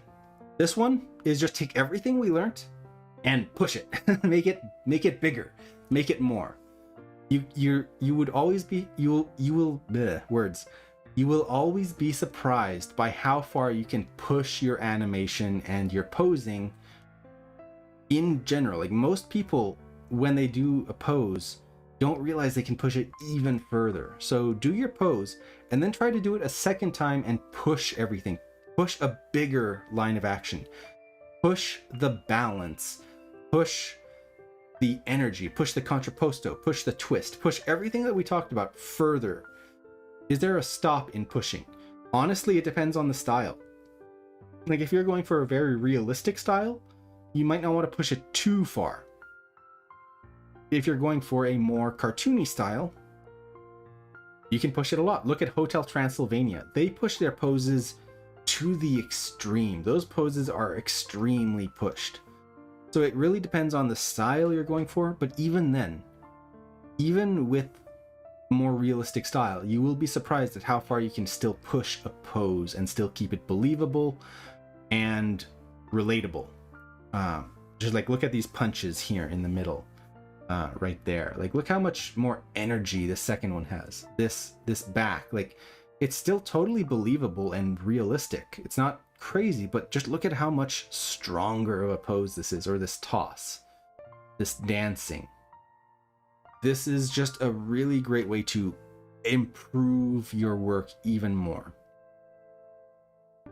But you don't want to push a pose to the point where it breaks, where it no longer looks or feels like what it's supposed to be, because then it has lost its core principle, its core meaning. And I believe the last principle we have here is gesture and character. Now, gesture does not mean gesture drawing. It does not mean drawing things loose and quick. Gesture here means the action of your character. What is the gesture they are doing? So, for example, what are these poses? What is Rapunzel here feeling in each of these poses? This first one, her gesture is sadness. It's a gesture of sadness in this pose. The next one is thoughtfulness. Next one, possibly concern. Fourth one, maybe kind of fed up, tired, like, oh my god, the Picard facepalm kind of thing. Like, that could be what it is. Next one, flustered, panicked. One after that, kind of sad, maybe feels bad about something. You can see the gesture in all of these poses, and you can see very clearly what the intent is in all of these. So that is gesture, making sure your pose actually reads what it's supposed to be reading as. Because if you're doing a character that's supposed to be lifting up something really heavy, but instead looks like they're trying to pull something down instead of lifting, then it doesn't read well, because it looks like they're doing the exact opposite of what they're supposed to be doing. Or if they're supposed to be pulling, but it looks like they're pushing, again, that won't read well. Now, character means, does this work for the character you're drawing? In general pose assignments, this won't matter as much because your character is generally just a generic rig. But when you're working with actual characters, when you're working on a shot that you have a character that's supposed to be a certain personality, you have to be aware of who they are and does this pose work for them? Now, the example I like to use for this is, look at all of these poses. Would you all agree that these poses work very well for Rapunzel? These are very Rapunzel poses. I could totally see her sitting with her knees tucked up and this cute little smile in a little kind of hair cocoon. Like, this is a very Rapunzel pose. So with that, let's pretend that all of these Rapunzel poses are replaced with Mother Gothel. So it's Mother Gothel doing all of these poses. Would that still work? Would Mother Gothel sit like this with her knees tucked up and this cute little smile? No, that would not be something you would catch Mother Gothel doing. Would Mother Gothel have this like smile and this like cute little pose at the end here? Would she would she have this concerned face? Like, none of this fits Mother Gothel. Any of these, if it was Mother Gothel, it would be similar, but also very different. Like, she would have her own way of doing all of these emotions, of portraying all of these expressions, all of these gestures. So be aware of who your character is. Be aware of how they will do something, because who they are will determine how they go about whatever it is they're doing. You can't just swap characters and just go, well, it worked for Rapunzel, it'll totally work for Mother Gothel or Flynn Rider or someone else. So be aware of the gesture being clear, and then making sure that the gesture works for the character you're drawing. Now, that brings us to the recap of our checklist. We have 12 items here, and we have gone through all of them. Rapunzel is defined by her hair. Makes sense, she expresses herself through that. Exactly. So that is a very good point as well. She is a character that expresses herself through her hair. Mother Gothel is not. She expresses herself in other ways. So yes, this is the recap. Hopefully this has been an interesting talk on posing for all of you. Now, how you can improve your posing. There's a bunch of different ways. So the first one is doing master studies. And what a master study is essentially taking work from the masters. Look at artists who you love the way they pose characters. Norman Rockwell is a great one for posing. Look at some of your favorite Disney animators like Eric Goldberg or Milt Kahl, Richard Williams, like whoever you have as an artist, Glenn Keane. If you have an artist you really admire the way they draw things, if you have a cartoon that you really love the way they pose the characters, like Zootopia or Wreck-It Ralph or something, look at those and do studies of them. Try to recreate the poses that they've done and understand why they've done it. This is not something you would post as your own work. This is not something you would take and go, I made this because they made it. You're just trying to understand it. It's all about studying the people who already know this and understanding why they've made those choices. So master studies are a great way to learn. Doing gesture drawings. This is the quick 20, 30 second drawings, trying to get poses down as quickly as possible. This is a great way to take all of these concepts we've applied and learn to apply them quickly and efficiently, so that you're not getting caught up on other stuff. It's just about getting the poses down as quickly and clearly as possible and trying to capture all of these things. And then learning anatomy.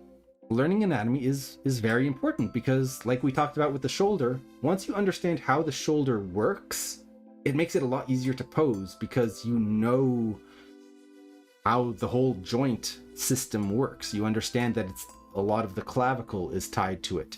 You understand how the lower back works and how the back bends from the lower back. Understanding anatomy is a great way to understand how to actually pose characters believably. And then doing pose tests. Make some poses. That's the best way to learn, is practice. Do your poses. Maybe set up a test and have different themes every time you do some poses. Maybe your one pose test will be strength poses, trying to show characters putting energy or exerting themselves, lifting something really heavy, pulling on something, pushing, some kind of strength or exertion pose. Maybe a balance pose, trying to balance books or on a tight wire or something. That's all really great ways to practice the concepts that we've talked about, is do tests of your poses. And then seek inspiration. Find the artists you really love, the things you really like to look at, and just have them around. Look at them regularly. Look at your favorite shows and just get inspired by how they do it. And finally, practice. Just keep doing it. You'll get better and better as you do it. It just takes practice and it takes time to get all of that knowledge to sink in. But the only way to do it is to practice. So with that, the last thing on here is posing resources. These just go over a lot of the principles and concepts we've talked about in more detail. There are links on some gesture drawing tools that you can use, and just a bunch of other drawing and posing resources. So with that, hopefully this has been interesting for you all, and I'm going to give you all the link one more time. Oh, thank you, A to the J. Thank you so much for already posting that. All right. Sweet. Thank you so much. Awesome. All right. So with that, we're going to do a quick demo here on posing. So we have a bunch of poses here, and I'm just going to put all these in a folder. I can lower the transparency on them. We've got all these poses here, and I want to go over studying. Yes, I am aware of the water emoji. I forgot. I saw it and I went, I have to drink water, and then forgot.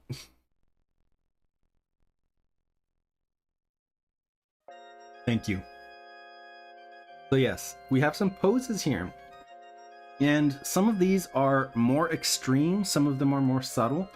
But what I'm going to do is I'm going to go through them and apply the principles that we've talked about. Go over them and see how we can look at these and take all these principles that we've covered on these poses. Sorry, I'm just trying to pull this out so we can keep our posing checklist open at the same time.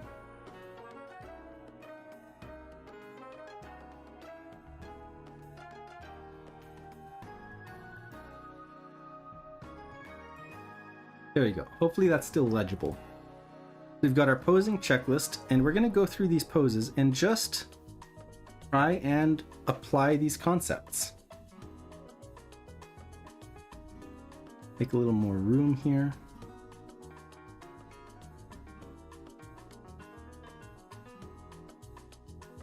There we go. All right, so let's start with some more exaggerated poses. In general, it's easier to do exaggerated poses than it is to do subtle poses, just because the exaggeration helps see it more easily. So let's take a look at this one with the girl here. Let's look at line of action first. So in terms of line of action, we've talked about line of action. Line of action is the line of energy going through the pose. So where is this line of energy going through her? Her line of energy is, I would say, kind of going like this. This is the line of energy going through her pose. It's this C curve going through. I could even push this further like this, following kind of like that angle of her back. So that is what I would say is her line of action here. Let's do another one. We'll do a couple here. So her line of action down here, this one, I would say goes like this. That would be her line of action. Maybe I could say it goes like that, a little further, but it's along that line. Something like this. Maybe even there. Like, the line of action is not something that is like there's just one answer. There could be different types of answers depending on how you look at the pose, but we'll go with this one. But this is her strongest line of action. What about this guy sitting? This is a very neutral pose. His line of action is kind of like this. It's kind of S-shaped. His chest is kind of leaning forward. He has this back going like that, so you can feel that S going through his body there. Just draw that out again. More like that. What about this guy? This guy's line of action, I think, is pretty clear. It's kind of like that. It's a bit of an S. You could also argue that it is a C. You could say that this is his line of action. But because this is the weight-bearing foot, I would say that honestly, either one could be your line of action depending on how you want to apply the pose. We'll go with that one. I think a good general rule of finding a line of action is look for the biggest one in terms of which one is the biggest in terms of visual clarity. Because like this guy, his line of action could totally be an S. That could totally be an S pose. But based on how he is, it looks more like this. This C curve looks far more prevalent in his pose. Far more like it's dominating that pose. What about this? This one, I'd say, is another C. Again, could be an S, but you can almost see that line of action going through his body here.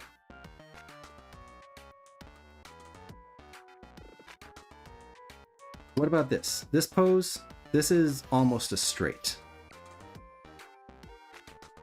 but it's got a little bit of a C in there. Now, subtle poses. Where's the line of action here? This one is very much an S. This one, again, bit of an S there. Then this one, another S. You'll see that a lot of standing poses tend to be S's because when you stand, it's a lot more neutral, and that tends to give you an S pose. But you can totally have a C in there as well, or a straight. So these are our lines of action. Let me create a new layer here.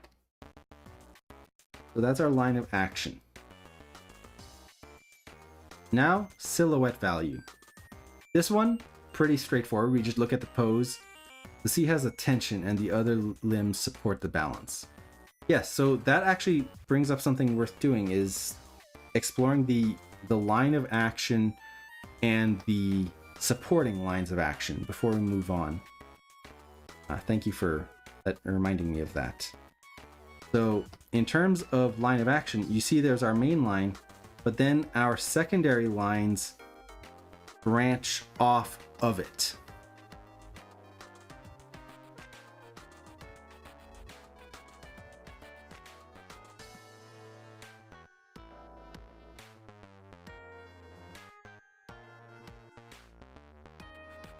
You can feel that flow going through the pose. Same with this, you can feel that flow in there.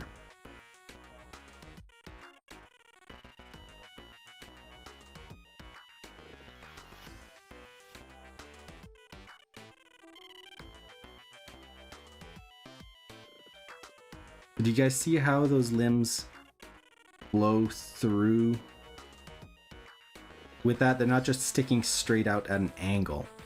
Although this sitting pose, because it is a sitting, relaxed pose, notice how the arms kind of go with that flow, but the legs just kind of stick out from it. That works because this is a resting position. So the flow is going to be a little bit broken there. So that works. But here, again, we get flow. The arms kind of flow off from there. And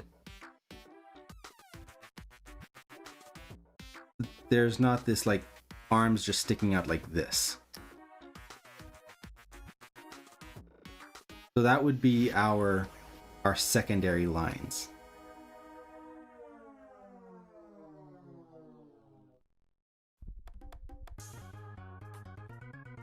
With that, silhouette is fairly simple.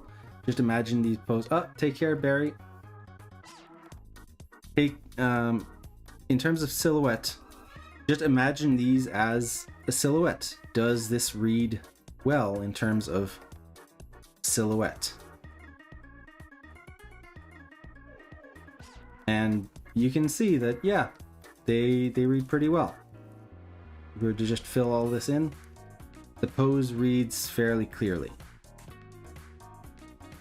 And in terms of dynamic poses, you'll see the more dynamic the pose, the more silhouette value it has. What number are we on? We are doing a recap of them. We are taking a look at poses here, and we are applying all of the principles that we've covered on them. So in terms of this one, I would argue that this pose doesn't have the best silhouette value, because notice how the knees are on top of each other. What this means is if we were to do a silhouette, we could imagine this leg going down like this, and that's the silhouette of this leg. And then the other leg maybe like this. Like, this is what we see as the silhouette. But one of the problems is because the joints are over top of each other, what if the silhouette was like this?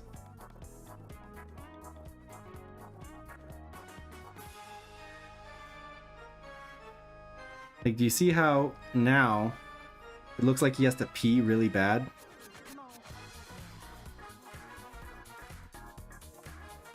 And it totally works, doesn't it? Like, in terms of silhouette, this would totally work. So that's the problem with crossing joints like this. Because once you cross a joint, you can't tell in silhouette which joint is which. And this also applies to this pose. So you've got this leg out in front and then the other one behind. But what if this leg was the one that went behind and then the other leg was the one that went in front? Like that. Now he has this really weird knock-kneed kind of pose. So this is why you have to be careful of joint overlap. This pose is much better because the joint is over here and then the other joint is over there. Actually, no, that's his calf. So this one is also overlapped. So with poses like this, what you want to do to help avoid that is essentially pull the leg out. Maybe pull this leg out a little further this way so that the joint is over here. And then the other one, the joint is over here. So you get a better silhouette and better clarity in your pose. So that is the issue with unclear silhouettes, is that legibility. Now this pose here, even though the arms are kind of tucked away and hidden, I would say that this pose works in terms of silhouette because we have this nice clear head angle in terms of the silhouette. We've got this nice shoulder shape. We've got this really nice overall shape of the silhouette. We've got little toes there. This works pretty well in terms of silhouette. And then you have the sweater, which adds a nice color contrast. So the color makes this knee stand out because you have that color contrast between the gray and the white. So that works pretty well. And again, the reason why these ones don't work is because it's blue jean on blue jean or black pants on black pants. So the silhouette value doesn't have that color contrast. It's the same with his arm here. His hand works very well in terms of silhouette on his pants. You really clearly see that hand in terms of silhouette there. But on the white shirt with his white skin, it's not as clear. So that doesn't read as well. It's like her foot here. For better silhouette, I would actually break the silhouette here so that her toe comes out past her leg. Right now it lines up with it. So I would push that silhouette more there, or push it further forward so that her foot is out in front of her leg, and then maybe that leg a little further back. So there's a clearer silhouette between her foot and her leg and better white space. So that is something when you're doing these poses, don't just do them verbatim. Don't just take a pose and copy it exactly. Try to look at it and go, how can I make this read better? How can I improve the legibility of this pose? So that is our silhouette value. And again, I'm gonna try to push this here, exaggerate that there for better silhouette.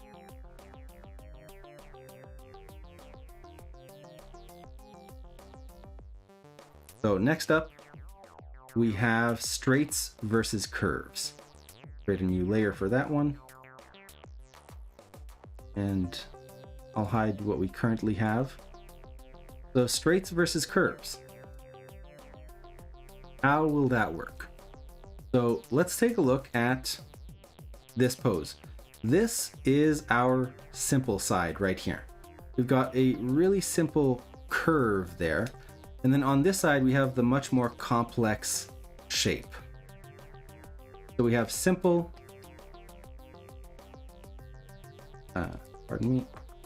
simple, complex. With this pose, simple, complex. What about this one? This one, you can kind of see that simplicity of that curve through here. There's this, like, there is technically this notch here, but the eye flows nicely from this point on his head to his shoulder. It creates this nice arc. So we have a simpler side, and then this side is much more complex. This pose, simple. Sure, there's this. Actually, I would take that back. This side is simpler. Look at that. That is nice and simple. This side is far more complex. So simple, complex. Simple, complex.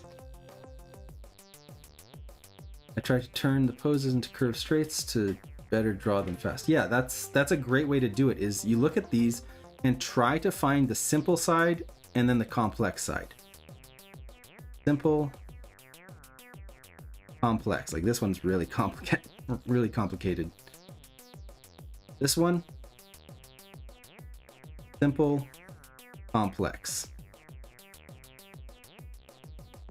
This one, I would say simple, complex. Sure, there's the arm there, but when you really look at the entire length of that side, it's pretty simple. This one, simple, complex. Even the jacket, you can see kind of like sticks out more on this side.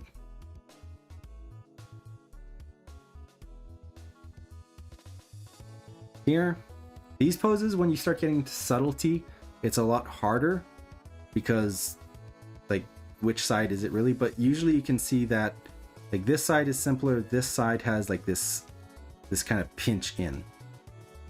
Same with this. I would say this side is simpler.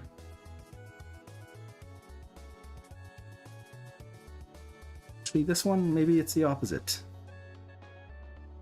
This might be simple, complex. Again, it's hard to say because we could go with the arm. If we go with her torso, it's more like that versus more like this. So again, you could simplify it whichever way you want, whichever way you feel is more appealing. There is no one rule.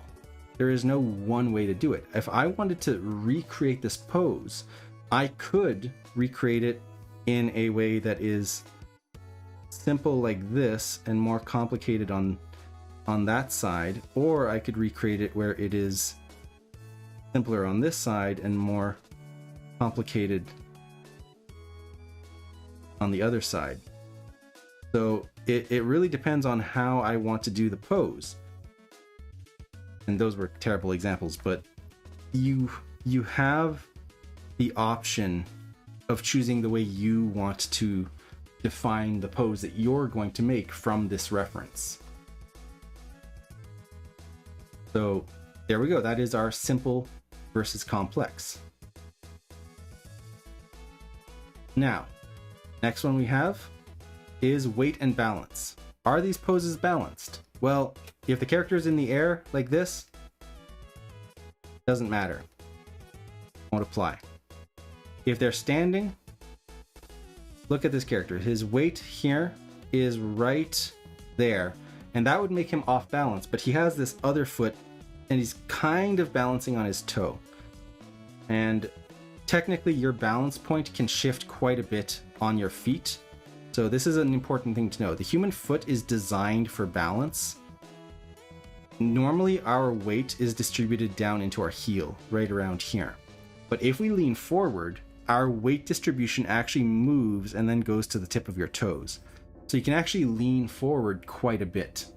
You can't lean backwards because once you go past where your heel is, that's when you'll fall over.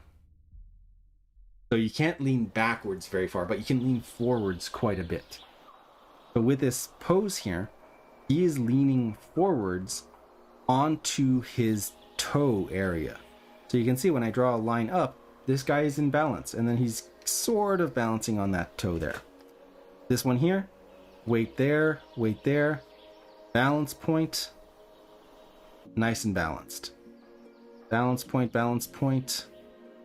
This guy is nice and balanced, somewhere between those points. You can shift your weight quite a bit when you have a wide stance.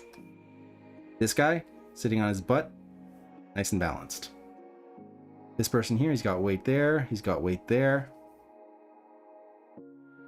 Nice and balanced. Same with these ones. Balance point. And you can see that all these characters are balanced. So we know that our characters are going to work. Next, what do we have? We have asymmetry. Looking at these poses, definitely asymmetrical. I don't think we really need to draw this out.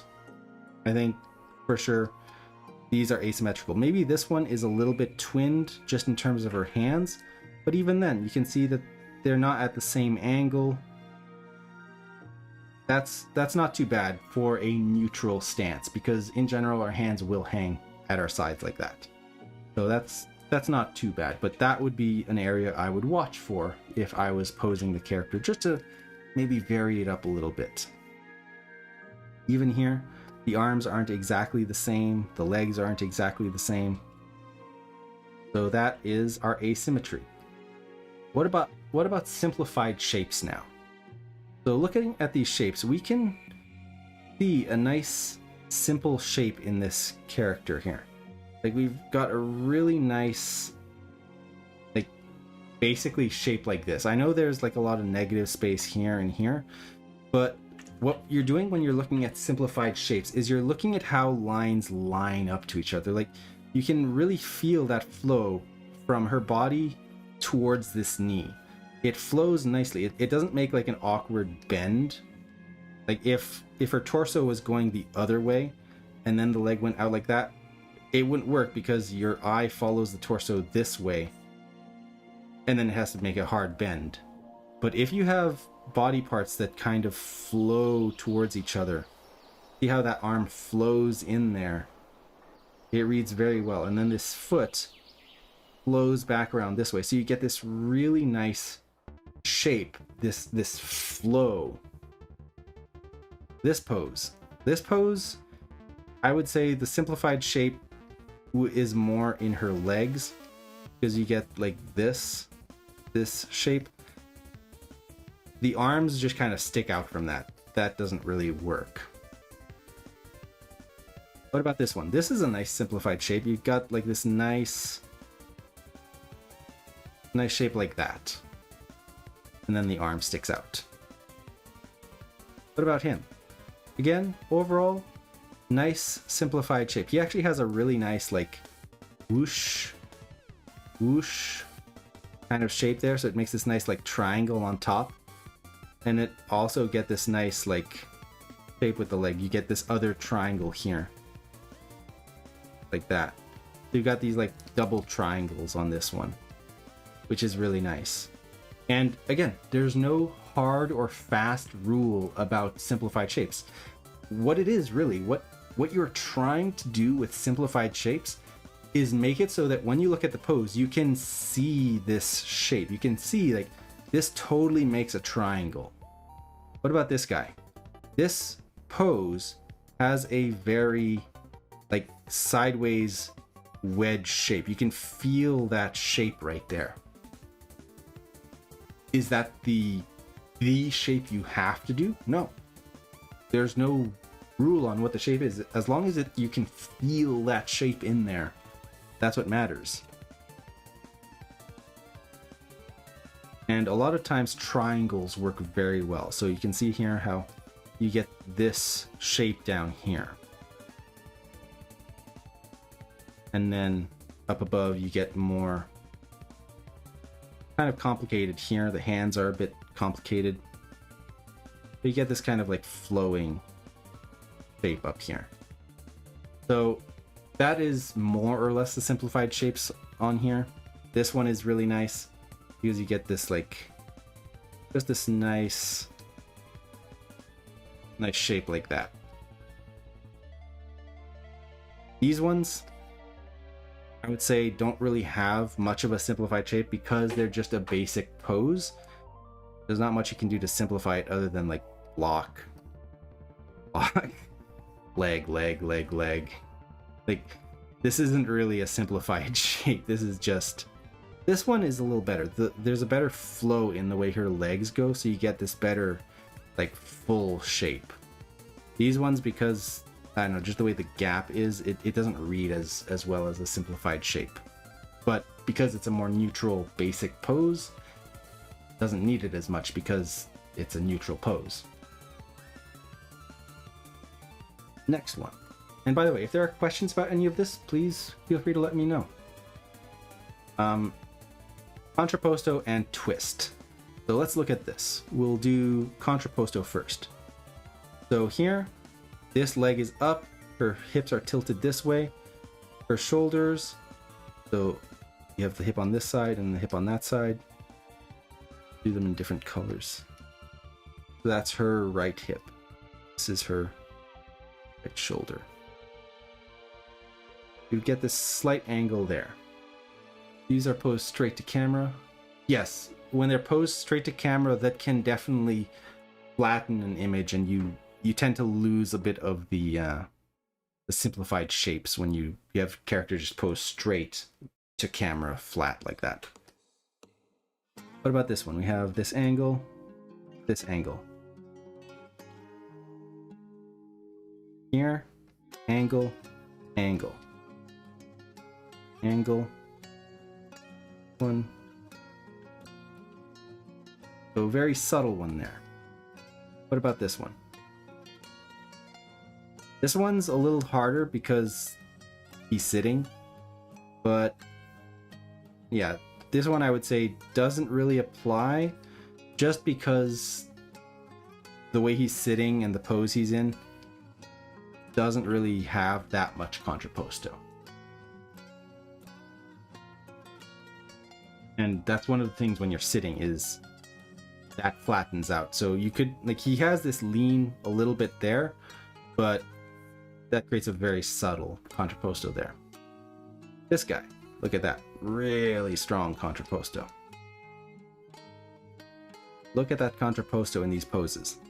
Almost every single one of these has contrapposto in them. We're looking at the angle of the shoulders and the angle of the hips. Angle of the shoulders, if you draw a point there and a point there, that's your angle of the shoulders. And the hips, you can use the belt as an example. You can use like the hip joints right there as an example. You can see, line of action. Shoulder points, hip points, You can see, even though it's subtle, and her shirt is making it hard to see. But if you put a point there on the widest part of the hip and a point there, you can see there's a slight tilt. So that is your contrapposto. Now, what about your twist? I saw a storyboard for the Ice Age Scrap video game in our station recently, and I saw contour lines everywhere. Yes, you'll see that everywhere. So what about twist? Well, let's think of twist as your face facing one way, your torso facing one way. So if we have a head here facing one way, you have the torso facing one way, and then the hips facing one way. This is flat, so we'll put that in F.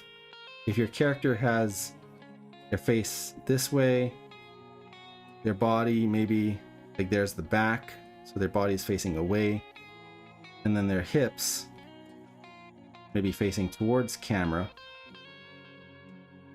So this one faces towards camera. Now you've got some twist. So what we're looking for is those body twists. So her head is facing sideways. Her torso, we can see that front line. And her back, we can see back line. So you can see her torso is facing towards camera, and her backside is also facing towards camera. So her front of her hips is facing away from camera.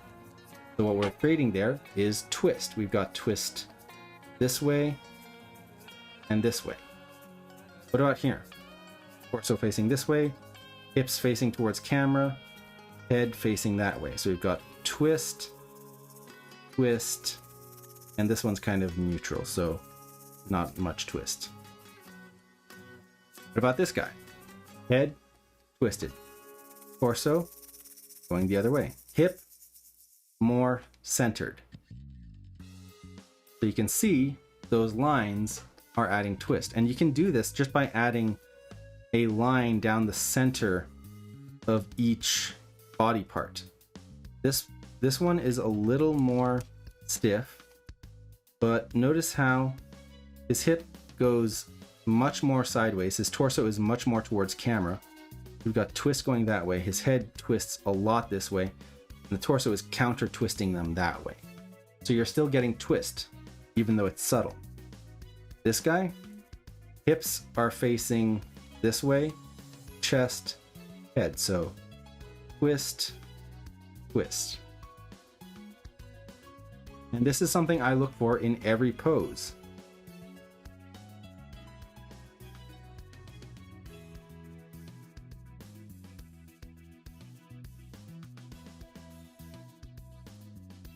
And you really watch for those twists. Even on these subtle ones.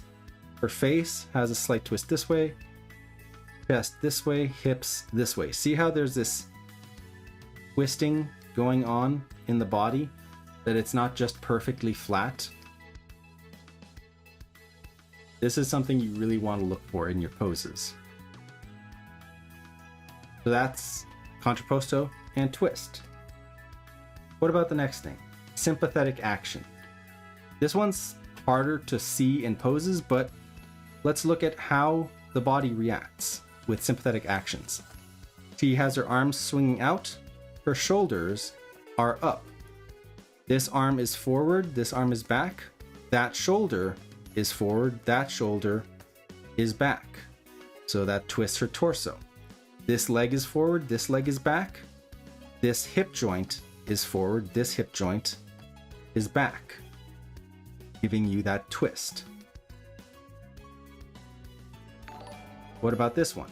Sympathetic action. This arm is reaching forward. Notice how her shoulder joint is more forward. Notice how her torso is twisted. Both arms are up, her shoulders are up, her clavicles are angled like this. So you can start to see that, oh, when your arm is forward, that'll twist your body and all of these things. Tilt, rhythm, and twist. What to remember for dynamic posing. Yes, that is so true. Those are the things that I always try to encourage students to keep in mind. This pose, let's look at this one. He's relaxed, so his shoulders are slumped down. His collarbone is at a more resting position. His chest is angled downwards here. His hips are actually angled upwards. You can kind of, it's hard to see, but you can just looking at how the legs are, it implies the hips are angled a little more upward. So he's got this like head up, chest down, hip up. So it creates this flowing S shape. What about here? Again, this shoulder joint is forward. You can see how much it rotated forward. Hips, because this leg is in front, that rotates his hips around sideways. We can start to really see how the body affects different things. This guy has his chest out, and when you do that, his shoulders come back. His shoulders are pulled back more. That really opens up his entire chest. Again, this leg is forward, which rotates his hips. This arm is forward, this arm is back, that rotates his torso the other way. These are the things that we want to look for when we are doing our posing. We want to pay attention to the sympathetic action happening in the body. It's not just a matter of, oh yeah, he has his arm forward, I'll just take the arm and go, and that's it. It's paying attention to how everything is affecting the next thing in the body. Now, what about tangents? Let's look at tangents in the body. Now, we've kind of covered this with a silhouette, but some of the tangents we've seen are the shoe right here, lining up just with her foot. The sock here lines up with her leg. That creates a visual tangent there. The rubber of her shoe lines up with her pant line. That creates another visual tangent there. So these are things that we wouldn't want to have happening because that flattens our image. What are some other visual tangents here that we might have? This guy's legs. In terms of silhouette, that is also a visual tangent where you can see the wrong leg going in the wrong direction. What else here? What are some other tangents that we can see?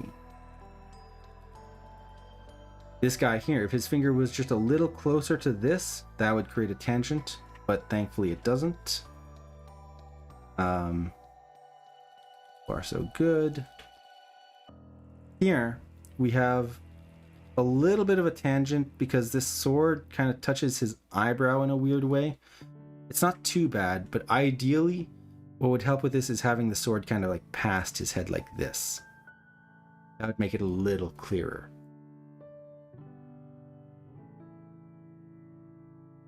And that's again silhouette as well. This guy's legs. What about these ones? Any visual tangents here? Not terribly. Like the way your hands are touching, it's not too bad. Not creating much of a visual tangent. Yeah, these poses are pretty good.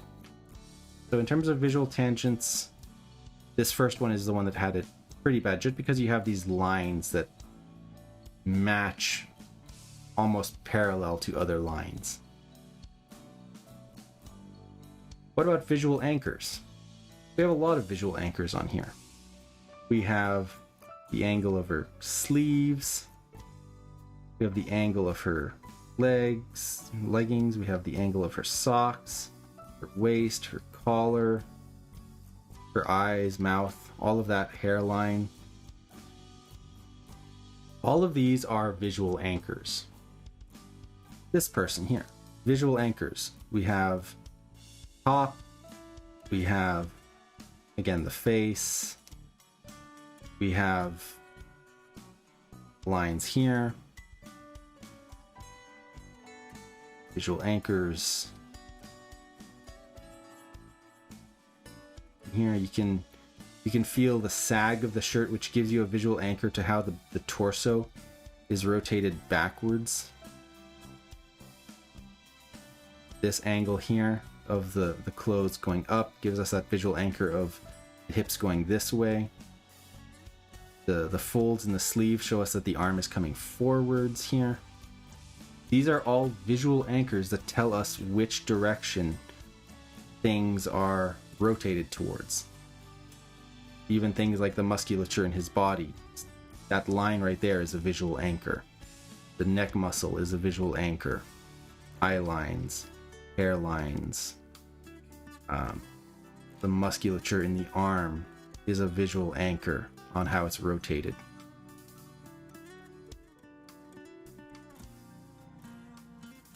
These are fairly flat poses, but even then you can see the cuff of the pants have a bit of roundness to show the anchor points and that there's volume. The curve of the shoes, curve of the pant legs, curve of the sleeve, curve of the collar of her shirt.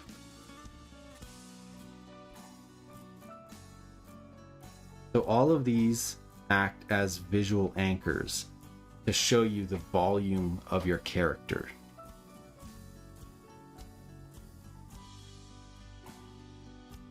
That would actually be a tangent right here as well, I think.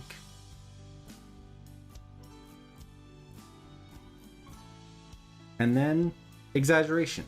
Could we exaggerate these poses? Could we take these poses and push them more? This one? Sure, we could totally push this more. We could crank this pose to be even more exaggerated. Really go big on it. Maybe this arm even further. Maybe this arm will bring even higher up. And now we've got a really strong pose there. What about this one? How could we exaggerate this? Well, maybe we push the body even further. Really give it a strong angle there. Push this arm back even further. Bring this one even, make it even bigger towards camera. Now we've got an even stronger line there. What about this one? Well, we could really push that sag in his chest and the head up.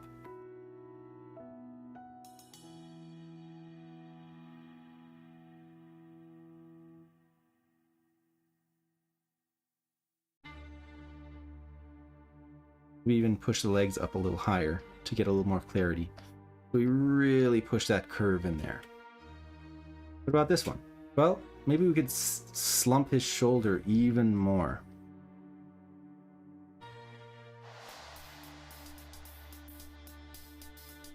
And maybe we push how much he's leaning.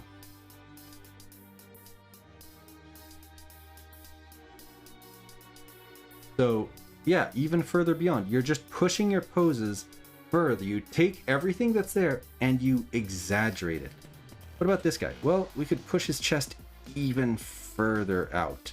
We can really bend his body there. Maybe we could push the angle of this arm so it flows a little bit better. Push that leg back even further. And really push that line of action. So you can do that with all of these poses, even this subtle one. Maybe we angle the shoulders just a little more. Maybe angle the hips just a little more.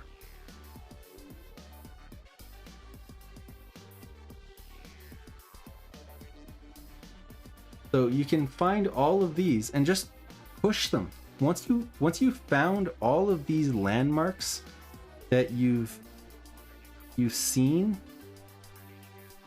you can take all of that and push it even further. Really crank it up, but still keeping the overall quality of the pose, keeping the overall feeling of it.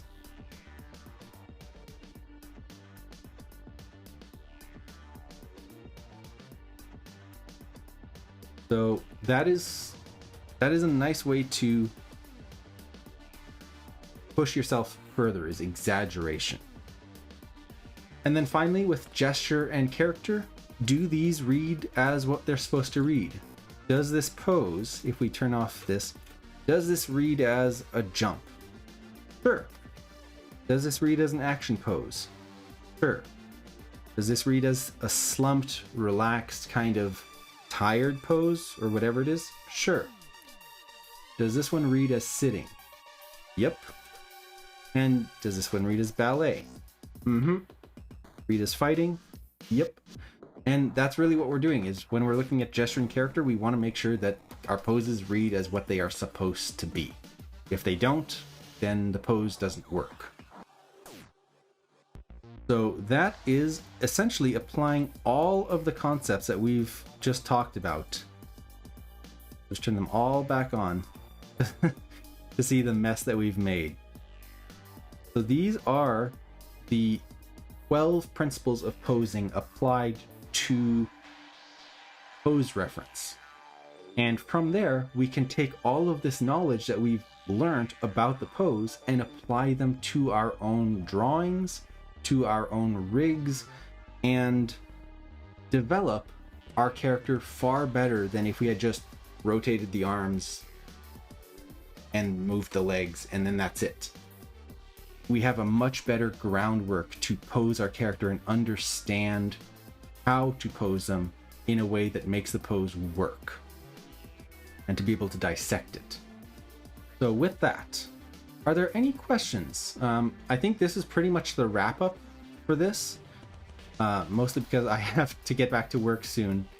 I have a lot of work to do to get caught up for the start of the term. But I hope this has been interesting for all of you. I hope this has been an enlightening experience on posing and why posing is important. These concepts will really help improve your art and improve your work. It's going to really change your animation in a way that will make it far more appealing and far more visually interesting. Because again, posing is the other half of animation. Posing is not just one of the 12 principles, one of the ones that can be forgotten. Posing is the other half of animation. The animation principles have to do with movement and how you move from one instance to another. Timing and spacing is just how you get from A to B. Overlapping action is how you get from A to B. Anticipation is how you get from A to B. Those are the animation principles. But those positions, those A and B positions that you're moving between, those are your poses. And you have to have your poses have to work well. Because if you go from a crappy A to a crappy B, no amount of awesome in-betweens, no amount of great overlap and impeccable timing and spacing is going to make that work, because it's just going to look stiff and ugly. So the other half of animation, the A and the B of your poses, of your animation, the poses themselves are so important. Those are the secrets to animation, is clear, strong posing.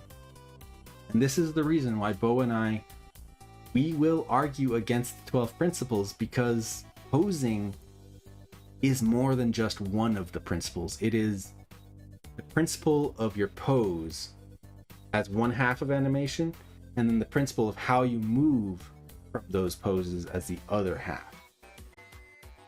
And that creates good, strong animation.